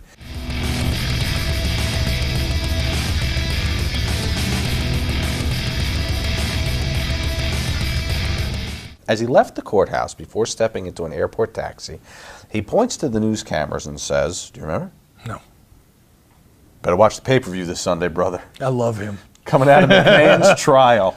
How do you not love a guy like that? That's some loyalty, boy. Well, no, that's a pro. He knew the world was watching. He knew that was going to get, played all over the country. He knew it was going to get hype, and it's probably more hype than we could have gotten for all the money that we were able to scrape together to buy. I don't remember, but it makes me laugh. I want to call him and thank him when this is over. You could do that on air. Thank you, Hulk. Amazing. No, on the phone. Instinct. Other than his testimony, does the trial have any ancillary effect on wrestling or WCW or? No, because we knew it was going to happen when we went into the deal with Hulk. It's not like it was a surprise. Mm-hmm. So everybody internally was prepared for it. It was a speed bump.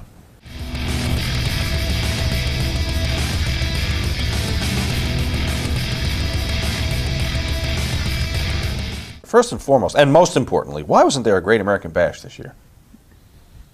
That's such a joke.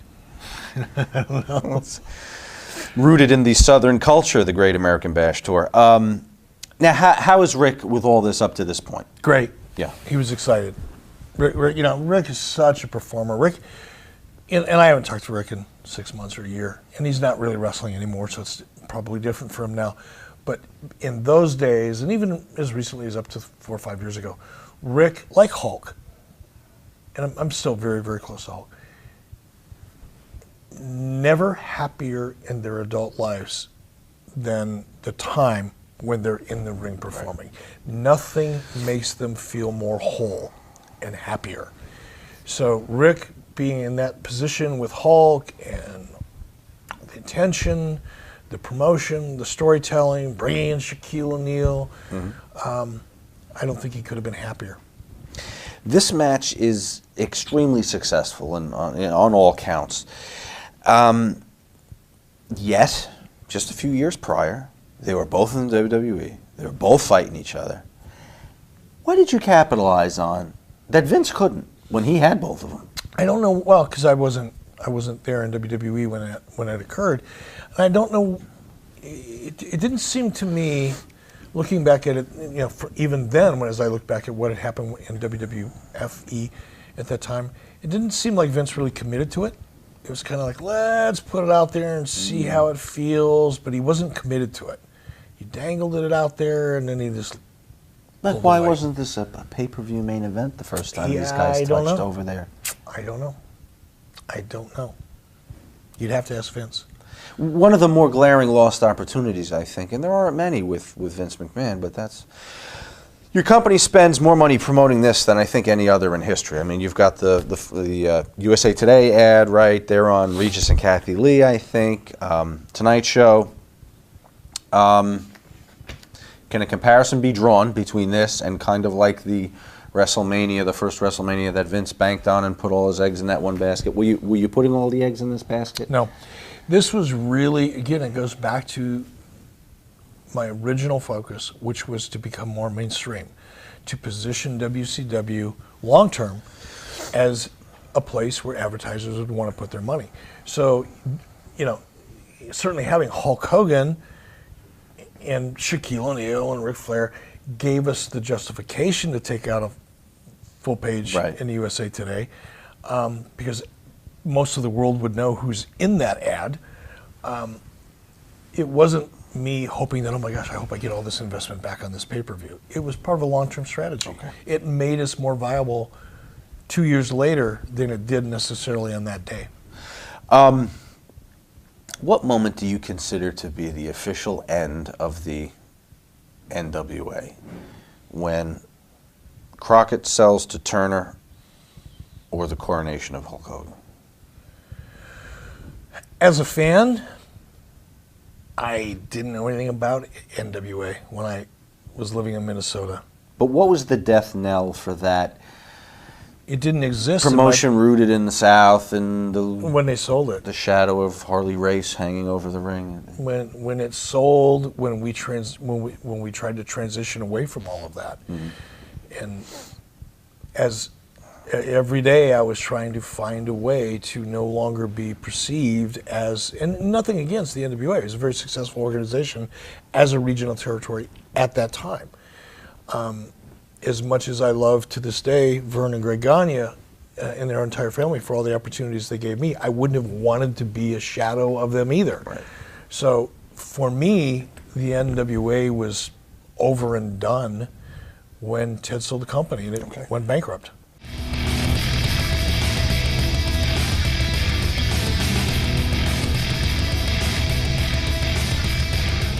We had him on the show, and he talked about his balancing his image in Japan and doing what people in WCW wanted him to do, or not doing some things. And was this an issue for you with Vader and trying to protect other people, his image with other people? Because I could give two shits what people in Japan thought of Vader when I was paying Vader $500,000 a year. That's just the way my brain works. If I work for you, I care what you think. I don't care what he thinks. Even though I may get a part-time gig with him every once in a while, if you're paying my bills, this is where my loyalties lie. It's where my commitment lies. And I never did then, nor could I probably now understand that balancing act where I've got to mitigate or compromise what's best for my company so that you can make a living over here. How does a discussion with a talent like that go? Not well. That was a big conflict, with not just Vader, but a couple different people. I had the same issues with the luchadors from Mexico. Right. It was great, if someone were to say, look, you don't have to pay me a full-time salary. Forget that $500,000 guarantee you're giving me and just give me $250 so I can pick up some money in Japan. Then I'll have that conversation with you. But don't ask for, a top contract and then ask me to treat you like a part-time employee. So that was an issue. What would have helped Leon engender some loyalty from him? As Inoki did, massage girls into the room all night long. He enjoyed that. I'm sure he did.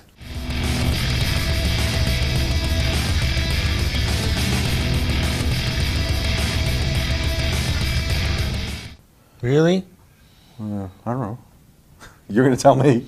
First of all, everybody had to be fired by Federal Express. Had to be fired in writing. Right. So, to people to conveniently via fax, we hear via. Okay. Now, that doesn't mean that someone like Ricky Steamboat or Steve Austin, which is the one I'm most famous for, Right. didn't deserve a conversation and more elegant and respectful treatment. Did they not get a conversation with the Federal Express? Well, Steve didn't. He just got the Federal Express. I don't recall. The only... I tried to call Ricky a few times. I got his wife. Didn't go well. So I kind of let it go with that and just did what I had to do. Was Bonnie his official agent ever, or Who? Bob Eaton? Bonnie? Bonnie? Well, if she wasn't, she should have been, because she sure acted like it. Was the original plan to go with him long term prior to the injury? No. Okay, because his contract, I think, was going to be up at the end of the year. Is Steamboat someone who would have been around? Yeah. Okay. Phenomenal talent. Had he not injured his back? Okay.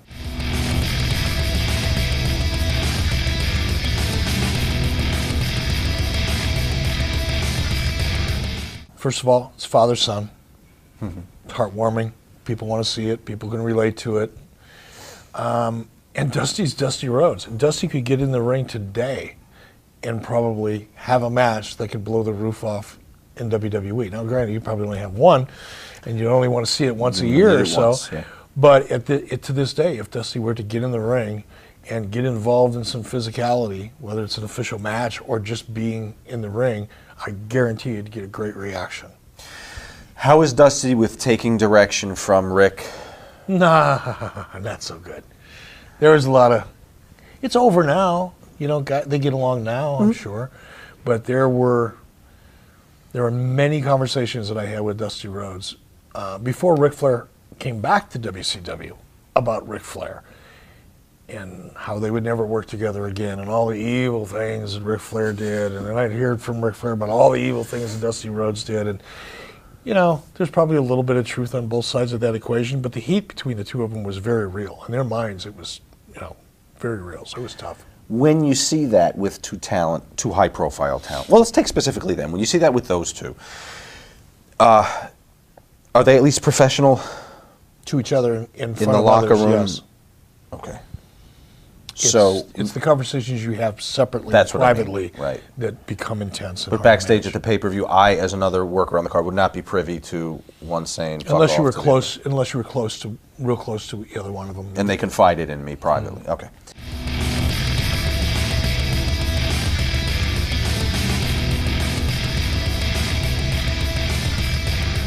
Apparently, you two were about 50,000 apart on the price tag. And No, he we doesn't- weren't. He just didn't want to do the finish. That was it, just the finish? He just didn't want to do the finish. He wasn't demanding more money, nor was I negotiating for him.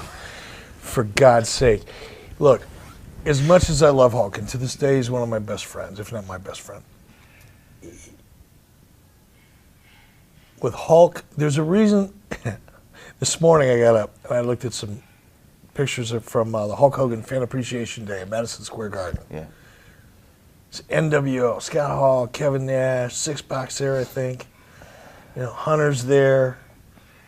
Big group shot, and so is Jimmy Hart. There are certain people in Hulk's life that where Hulk goes, they go. Mm-hmm. And when Hulk came to WCW, that group of people that came with him was obviously bigger than it is today. But Honky Tonk was one of those guys. Hulk really wanted him. He believed in him. He didn't want him because he wanted to do Honky Tonk a favor. It wasn't that. It was because in Hulk's mind, he was like coaches do and directors and producers often do. They go to what they know. Sure. They go to what's worked in the past.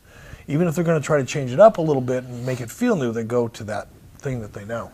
And that's what Hulk did with Honky Tonk. And in Hulk's mind, back then, 20 some odd years ago, yeah, I know, we did it before, but if we do it again, people will still love it. His judgment was wrong. It wasn't correct. I went along with it. It was bad judgment on my part as well. But I promise you there was no negotiation over money involved. No I long brought him protracted in process to get him to against my sign. will. I agreed to the program, hoping I was wrong about him. And when he didn't want to do the finish, I showed him where the door was. And it was one of the happier days of my life. You didn't do it by FedEx? You did that one in person? No, I did it that sounds one just like this. Right. Hit the fucking bricks, dude. Is that about how it That was went? exactly how it went.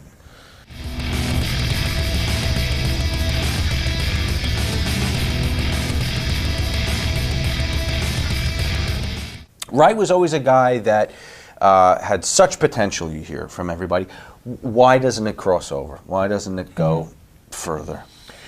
First, I think it could have over time. You can't get somebody over, I don't care who you are. Vince McMahon can't get as much of an artist as he is and a master as he is at getting people over, and as much of a machine as he has to help get people over, and the depth of talent that he has for someone to get over with. He can't do it overnight, clearly. We're seeing that now. Yeah. And Alex was green. He was a young kid. And on top of that, he was German. American, how long has it taken for soccer to get over in the United States? Americans like American stuff. It's a flaw, but it is what it is, especially in the world of entertainment. And at that time, it was even more pronounced. So someone who isn't American, who speaks with an accent, to come over here and get over had more work to do than the average guy. And the average guy, took 5 to 10 years to get over. It was just premature. But he had all the skill sets. He was a great-looking guy. He had great athleticism. He had a good head on his shoulders. He was easy to work with, but he just didn't have the time.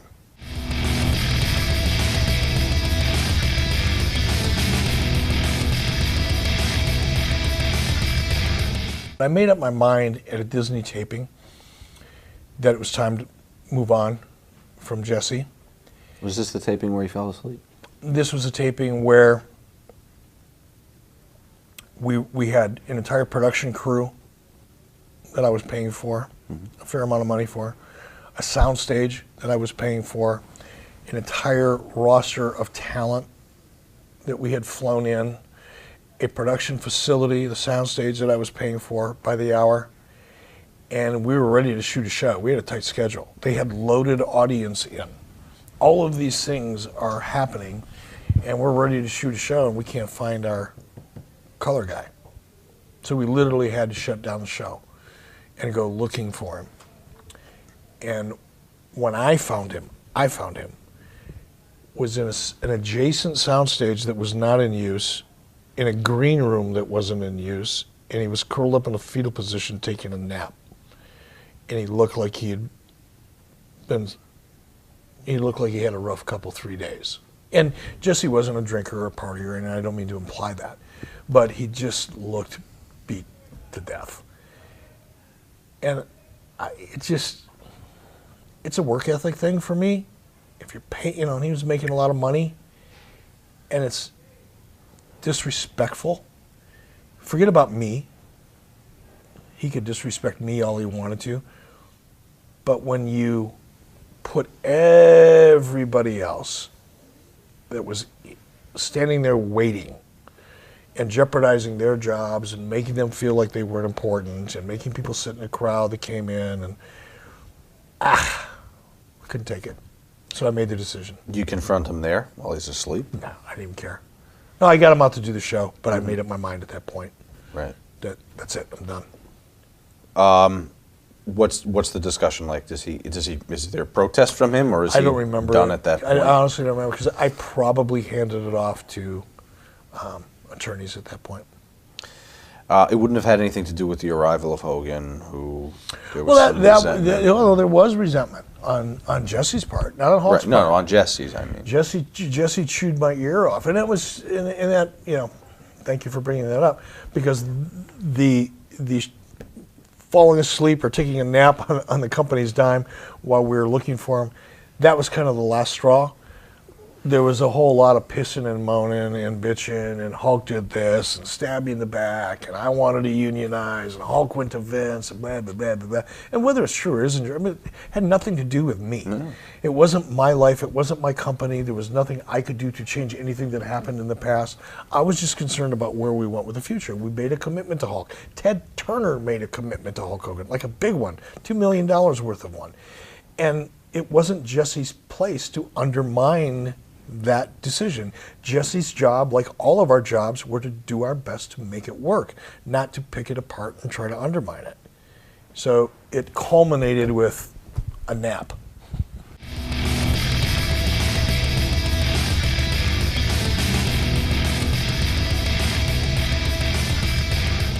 Jim was and is another one of those characters that can walk out and people know him and people respond to him, and he can get a great reaction from a crowd. Can he go in and have a great match? No. I'm not sure he was ever capable of having great matches as far as a technical match is concerned. But as far as getting an audience behind him and creating emotion and sucking him into the story as a character, he's one of the best. He pins Austin in about 40 seconds. That might have been a mistake in retrospect. Is this something Steve would have objected to that night? You know, I actually know Steve better now than I did then. I can't imagine that he didn't, but I don't remember that he did. And then he might have objected to somebody else other than me. Did you guys have a personal problem prior to the firing, which Steve and happens a year after this? I think. Steve and I, no, never had a problem while you two worked together. No, I mean I didn't interact with Steve a lot. When I was a talent before I even got into management, I hung out in the green room with Steve when we were doing promos, and I did promos with Steve, and you know, we got along casually just fine. I was kind of like a backup to the backup to the backup of a backup announcer, so I didn't really mean a whole lot in his world. But he was nonetheless very friendly to me, and we joked around occasionally, interfaced. Once things changed and I got more control, Steve, I interacted with him less as a result of that, because I was no longer a peer. Not that I was a peer necessarily, but I wasn't a talent. I was management, so that I interacted with him less.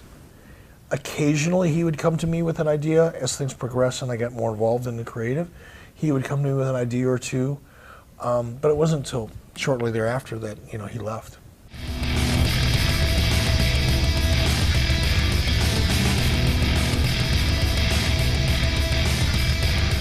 I do recall that he was frustrated. You know, he was frustrated with WCW. He was frustrated with the fact that we were trying to put him in a box. And I think, I don't want to speak for Mick, 'cause I'm friends with Mick now. Some of the stuff I say jokingly about people, because it's part of the character that I still carry around with me and people expect. But I respect Mick a lot.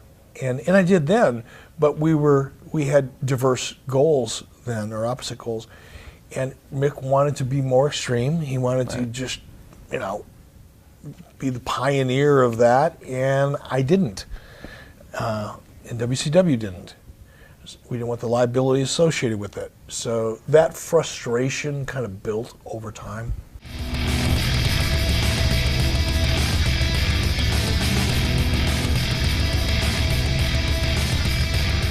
I liked Ole. And to this day, I would, you know, it'll never happen, love to sit down and have a beer with Ole. Because he's the kind of guy that I like on a personal level and that I would hang out with on a personal level. But professionally, he was so narrow-minded and so focused and unwilling to adapt to anything. And he became very frustrated as a result of that. You know, I remember when he was in WCW, he's like, oh, he doesn't need any money. He saved all his money. Cool. I need the money. I do to this day. I need the money. I'm not too proud to say it. And certainly then I needed the money. So I was kind of, when someone would say, you know, when I hear somebody, they're just doing this because they love it, they don't really need the money, I would kind of admire that in some respects. But at the same time, when you don't need the money, you don't need to learn anything either. And Ole was the kind of guy that just, he wanted to go back to 1975. Everything he did, no matter what it was, he wanted to go back to 1975. And, you know, you'd kick and scream and claw and punch and drag you through the gutter, and he'd finally go, all right. God damn it, all right. And then he'd go right back to doing it the next day. Mm-hmm. So whatever the situation was that, you know, culminated his being terminated, and that could indeed be it, I don't recall it. But I just got to the point with Ole where I couldn't take it anymore. You know, the funniest Ole story I can remember, and this, you know, and Ole and I started, we'd be in a control room. I used to wrestle in high school and college. We'd get in the control room, and I'd get a wrestling hold, and he'd get a wrestling hold, and we'd be fucking around with each other. You know, we had that kind of a fun relationship oftentimes. But as time went on, it got to the point where he couldn't stand looking at me, and I kind of felt the same way. And I moved him down to the power plant, kind of took him out of creative. I literally wanted to get him out of the CNN center because he was that much of a relic. And I was afraid something Bill Watts-ish could happen. So I just said, you know what, I'm just going to get him out of here. And get him down to the training center because he loved training. He was great at it. He was great at it because he understood psychology. He had that ground and pound, basic meat and potatoes kind of fundamental strength that I love to this day in wrestling. And it was a passion. And when I watched him do it, I went, okay, that's where he should be. For a guy that doesn't need the money, this is what he really enjoys. He doesn't enjoy being in the CNN towers, being surrounded by a bunch of suits. This he loves. So I moved him down there. Yeah. And then I also hired Blackjack Mulligan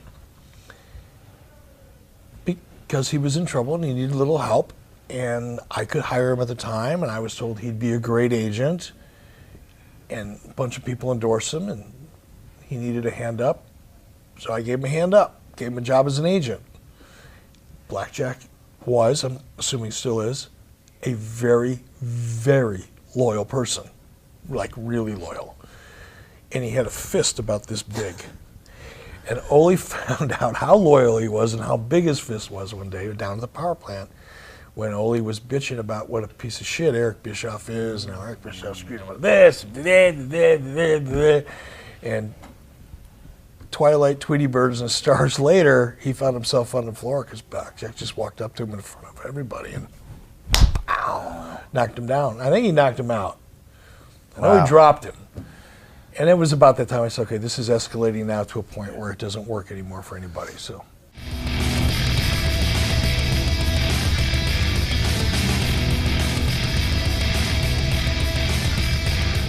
How'd the decision to retire him come about?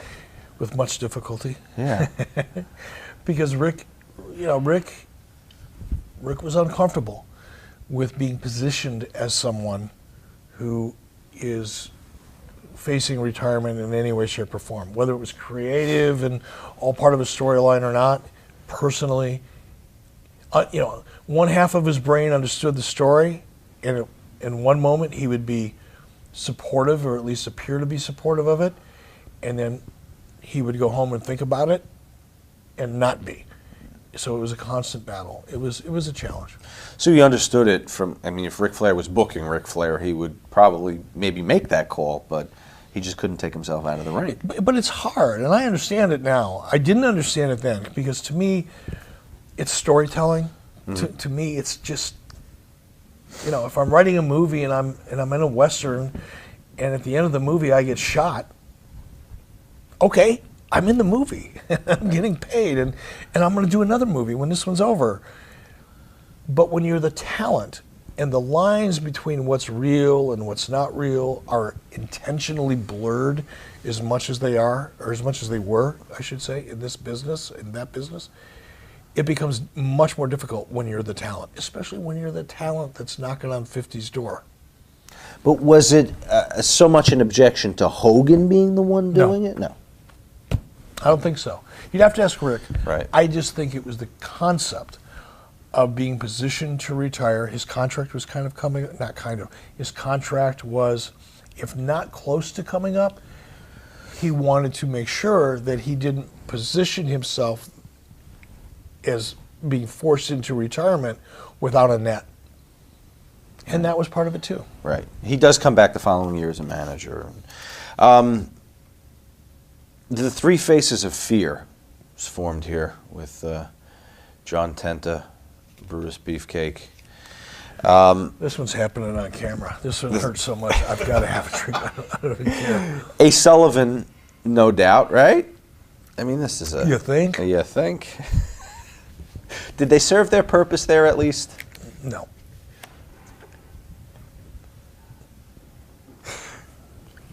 Are you vetoing stuff, or like what's the process? I know there's a committee, and are you a guy that's got a well, all right, try it, we'll see what happens kind of attitude?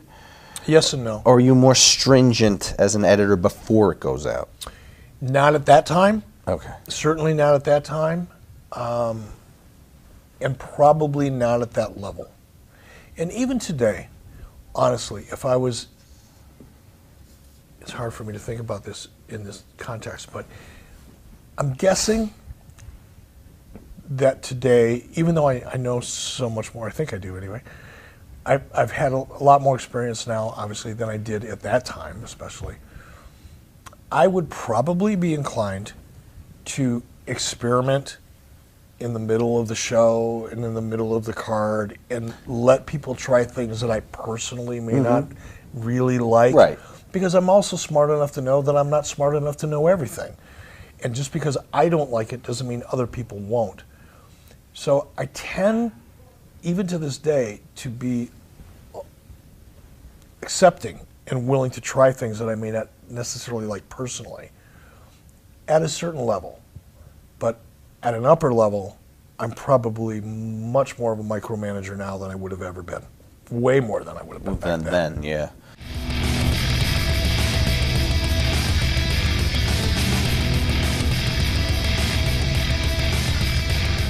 I knew, and part of it was being a part of the Turner corporate environment, because international was, still is, you know, Ted's thing.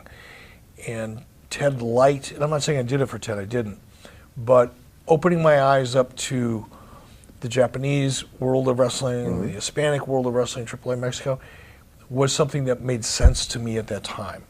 So maybe a demographic play to pull some Latino eyes onto your product?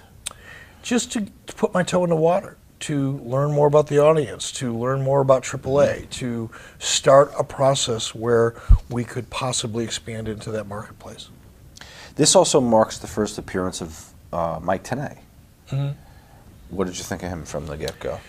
I liked Mike, and still to this day I have a lot of respect for Mike's just sheer knowledge of the history of the business.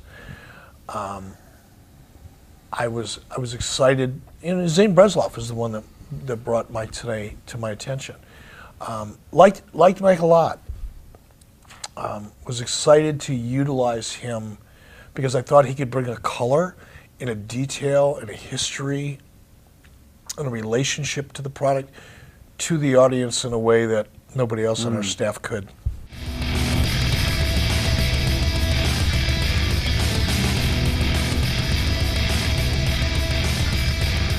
You're gonna have another drink there, aren't you? Brother, you're killing me, brother.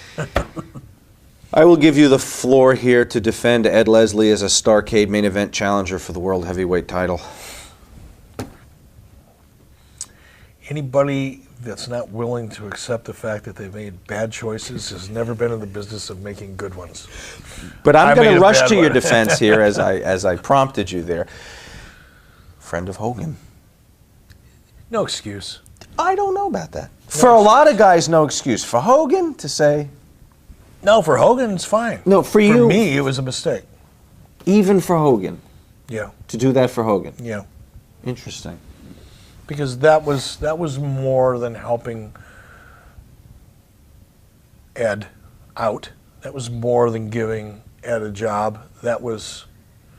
Okay. That was putting other people at risk. That was my bad. I think Hulk believed in him, you know, because he was close and he had a different point of view than I did. So I don't think Hulk was doing it knowing that it was a bad idea. I don't believe that. But I knew it was a bad idea and I went along with it anyway. And that was my mistake. Does your committee know it's a bad idea? Everybody knew it was a bad idea. But nobody said no to No. Okay. Jimmy Hart. What do you think of his role as the manager, hype man for Hogan? Necessary at the time? No. Nope. Probably didn't take a big chunk out of your payroll, though, right? Nope. And he was, and still is to this day, he's still performing the same role that he performed for me, except for that when he was working for me, he was on camera more often. He can get Hulk from A to B. He can get Hulk where Hulk needs to be. Hulk is very comfortable and he trusts Jimmy. Off camera, you mean? Off camera. The logistics. So, yeah. and Jimmy is still in that role, is as active today as he was back then. But in this case, we were still, again, this is 1994, it's 21 years ago. So Jimmy was not that far removed at that time from having a viable role on television. So it was understandable how at that time Hulk believed that, oh, people still know who he is, and they did. People still reacted to Jimmy. It's just where we were going and what we needed. To me, Jimmy diminished Hulk. He took away from Hulk. He didn't add, he took away. But there was nothing I could do about that. But do you eventually have that discussion with Hulk? Oh, yeah. Yeah, we've had that discussion many times. And as time went on, and then we went to NWO, and I clearly separated Jimmy from Hulk on camera, at least. But yeah, we had that conversation.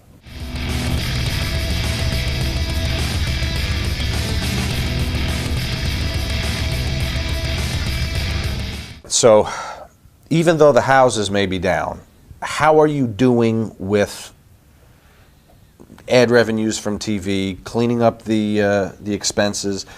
Where are we as we near the end of the year from a corporate standpoint, from a financial standpoint? We're doing very well. Pay-per-view numbers were up. Ratings were starting to move in the right direction. We started to control costs a lot more. So things were moving. I don't remember where they were financially, but I do know that they were moving in the right direction.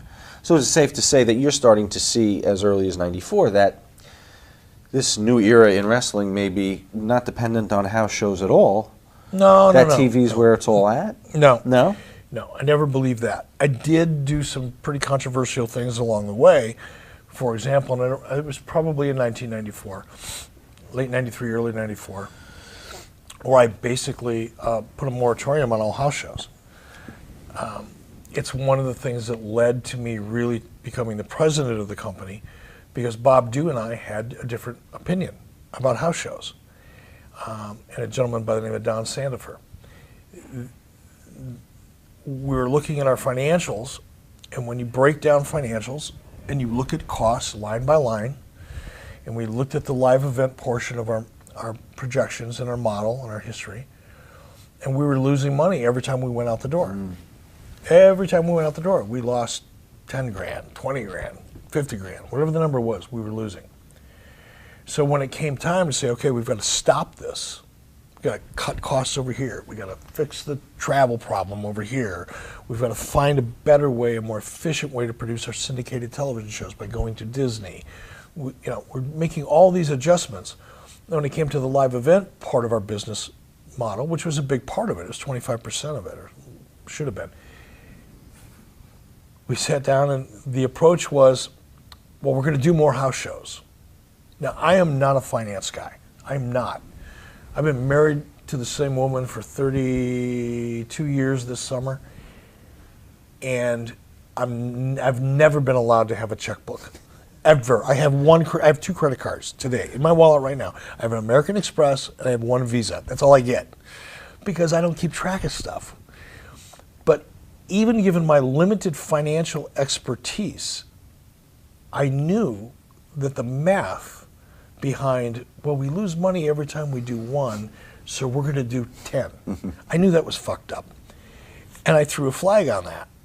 And I literally shut down, that's why we went to Disney, shut down all the house shows, shut down all the TV events in all the little markets where we weren't selling a ticket and giving shit away, and you had to travel people there and drive trucks up there and set up production. None of it made any financial sense. So to answer the beginning of your question, yes, we shut a lot of that stuff down. We were, even though we were still having struggles at the house show level in a lot of markets, we still weren't functional at that level. But we had contained costs, and the picture was starting to get a lot brighter in other markets.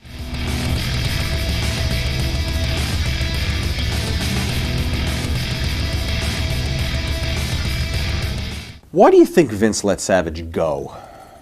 I mean, he had to know that, based on the Hogan, maybe the Gene Okerlund, maybe the Bobby, he's basically handing them to you. I think, I mean, again, I reticent to speak for Vince. I'm not going to speak for Vince McMahon. I couldn't.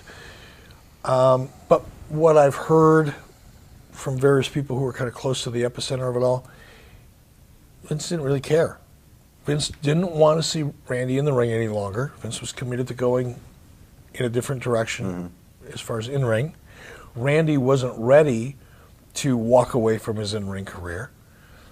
And Vince was kind of like, well, great, if you want to go, go. I don't think Vince was afraid of losing Randy at the time. I don't think Vince looked at us as much of a threat at that time. I think Vince realized or thought that if Randy wants to go and he can get a better paycheck and he's a happier person, God be with you, go. Does it take much convincing to get him in? No. He came to me. I didn't come to him. How was it with the money? One of the easiest deals I've ever done. It cost me $0. Because Randy came with Slim Jim, and the Slim Jim sponsorship covered most, if not all, of Randy's initial year, second year of his contract. So it was an easy deal to do, and it served my purpose as far as changing the perception of our company National with sponsor, advertisers and Madison Avenue. What did he bring to WCW? Other than that, what did he bring? Which was a lot. Okay, interesting question opens here. As much a factor maybe as having Randy Savage there is what he can do with the Madison Avenue thing? It was very important. I didn't think of it in terms of what's more important, having Randy or having Slim Jim. To me, it was a package, and the overall package was exciting. I didn't really understand the potential of Randy Savage as much then as I probably should have, and certainly did. I mean, Randy delivered a lot. Randy was a great acquisition. How did Hulk feel about him? Hulk was the one that brought him in. Okay. Hulk talked to Randy. Hulk talked to me. I said, sure, have Randy call me. Then Randy and I started speaking, and that's how it started. Was the plan at this point to bring Elizabeth in as well when her no-compete was over? Not initially. It wasn't a part of the conversation initially, but it became a... They were divorced at this point, Yeah. right? And was he hesitant to work with her? No. And again, I just, as a principal, I don't like to talk about people that can't correct me or refute what I'm saying if I'm wrong, because it's potential, me being wrong about stuff like this that happened 10 or 20 years ago. My impression was that Randy still loved her very much. Even though they were divorced, he still loved her very much, and he was still, at that time, he was still very protective over her. So he was excited to have her in because he wanted to help her, even though I think she was married or was engaged at the time. It wasn't a romantic thing. Right. It was almost brother-sister-ish. He was excited to have her because he believed in her as a character, but he was also extremely protective of her.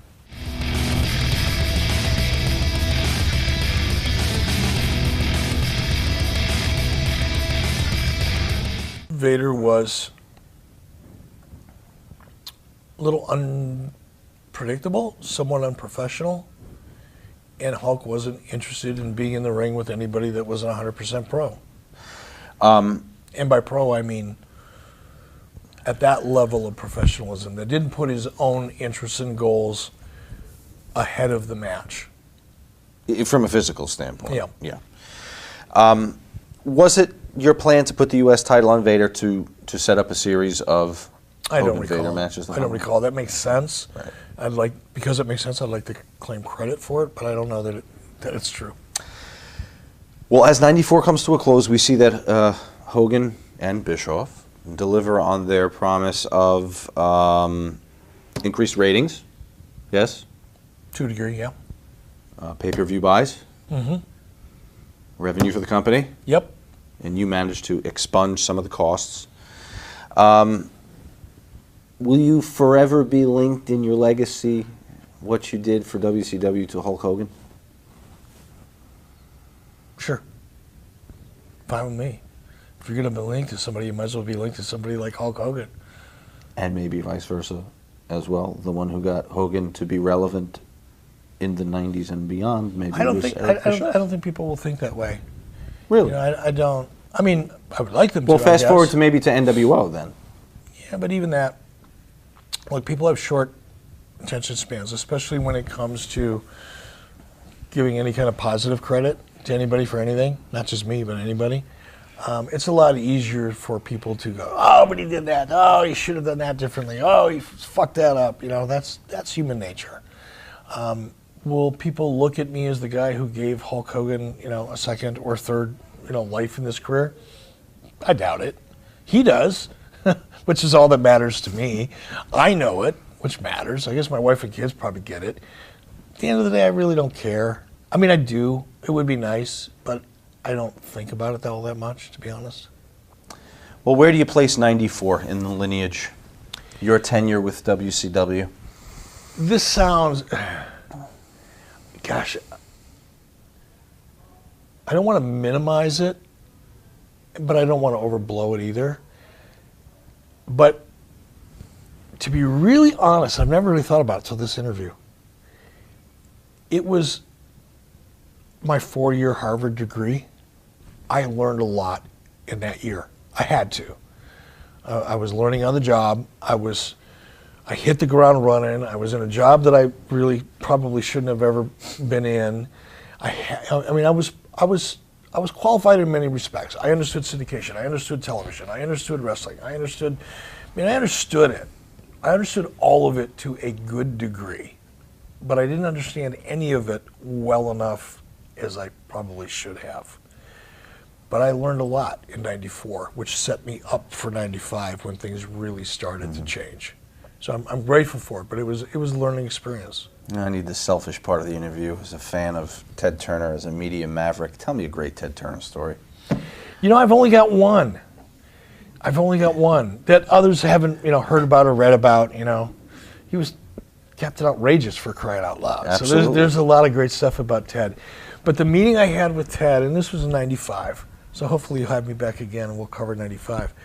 But the meeting I had with Ted, where, honest to God, and I cannot, and I never say that unless I mean it, honest to God, I went into that meeting and I had no intention, thought, premonition, or even a wild-ass dream about Nitro or going head-to-head with the WWE. It was the farthest thing from my freaking mind. All I wanted to do was make $1 so I could make the CFO get on his knees and give it to me. When he called you up there, he didn't say what he was going to talk to you No, I about? knew what we were there. I called the meeting. I called the meeting. I asked for the meeting. I was trying to do a deal with Star TV in China, which was owned, or is owned, by Rupert Murdoch. Rupert Murdoch and Ted Turner back in 1995 was oil and water. They hated each other, right? That deal that I wanted to do with Star TV would have put WCW into profit, in a reasonable profit, for the first time in the history of the company. I wanted to do that deal. I had negotiated the contract, I had the terms, I had the money set. All I had to do now was get approval. All right. But if it would have been any other deal, I wouldn't have had to get approval. I had a pretty big authority to do deals. I could cover a lot of ground. But that deal, I knew if I signed that deal, that it would put me in Ted's crosshairs because of Rupert Murdoch. So I enlisted Scott Sassa, who was at that time was Ted's. He was really the heir apparent to Turner Broadcasting at the time. Scott was like a superstar of superstars. He ran TNT and TBS. He ran all of the Turner Entertainment Networks. Scott was the guy underneath Ted. So I asked Harvey Schiller at the time. I said, could you please get me a meeting with Scott Sassa? Because I knew Scott, and Scott would support me. Because Scott was just numbers. Just numbers were numbers. I knew Scott would support me. So Harvey was my boss at the time. Bill had moved on. So I said, Harvey, could you get me a meeting with Scott Sassa and Ted? And I explained why, showed him the logic behind it. Because I really want to get this deal done. So Harvey said, sure. So at my request, Harvey Schiller, who's head of Turner Sports, went on to work with New York Yankees, George Steinbrenner, called the meeting, got the meeting set with Scott Sassa and Ted. And I walked into there with no intention at all other than to get Ted to agree to let me to do this deal with Rupert Murdoch's company. Maybe a minute into the meeting, after all the, take the niceties, hi Eric, how are you? Oh yeah, I love that wrestling, you do great, how's Hulk? After, take all that, put that off to the side. It's all just bullshit. 1 minute or less into the actual reason while I was there, Ted interrupts me, and I won't do a Ted Turner impersonation because I suck at it, but basically he interrupts me, he says, Eric. What do I got to do to beat Vince? And I used to box when I was in, right out of college. I boxed Golden Gloves for a couple of years. And the first thing they teach you, or one of the first things they teach you, is when you're getting your ass kicked and you're in the corner, tuck your chin and keep your hands up and look out over the tops of your knuckles. Look at your opponent. So I think, well, fuck, I don't know how to answer that question. So I'm just going to kind of, business-wise, tuck my chin and cover until I think of something.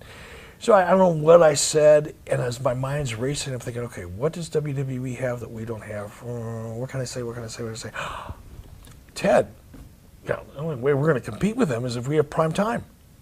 They're on Monday nights in prime time. We're on Saturday afternoons.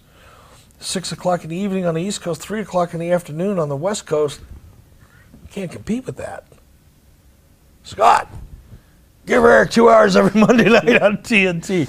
Scott's jaw dropped because he didn't want to do that either. If he would have known, if he would have thought for a second that that meeting would have manifested with me getting 2 hours on TNT, Scott would have never let the meeting happen. It just happened. How long before the what now feeling wore off when you left the office? I mean, right as I was walking out the door. I walked out of the door. Harvey said, okay, great. Let me know when you got this figured out. Scott went the other way. He was like pissed off. And I even tried in my own way, because it was Ted Turner, for God's sake. I even tried, well, Brad Siegel was the head of TNT, and he wasn't there. He was out of town at the time, so he wasn't even in the meeting. It was either me or Scott Sassa. No, it was Scott Sassa. Sassa said, well, Ted, maybe we should have another meeting when Brad gets into town. Ted said, nah, Brad's a team player. He'll understand it. He'll be happy with it. Well, okay, well, that's it. That's it. If that's the reaction from Scott Sassa about maybe Brad wants to have a vote, and Ted shut that down like that fast, I thought, well, what the fuck am I going to say other than, yes, sir, I'm going to go figure this out. Which literally I did. I walked out. Ted's office was on the north side of the building. I was on the south side of the building. I walked across the bridge over to the south side of the building. I sat down and went, now what the fuck am I going to do? Right. Well, that was it. Maybe we'll cover what he did do another time. Thank you very much. All right, man. It was a pleasure. To do this. I enjoyed it. My pleasure. Thank you for watching.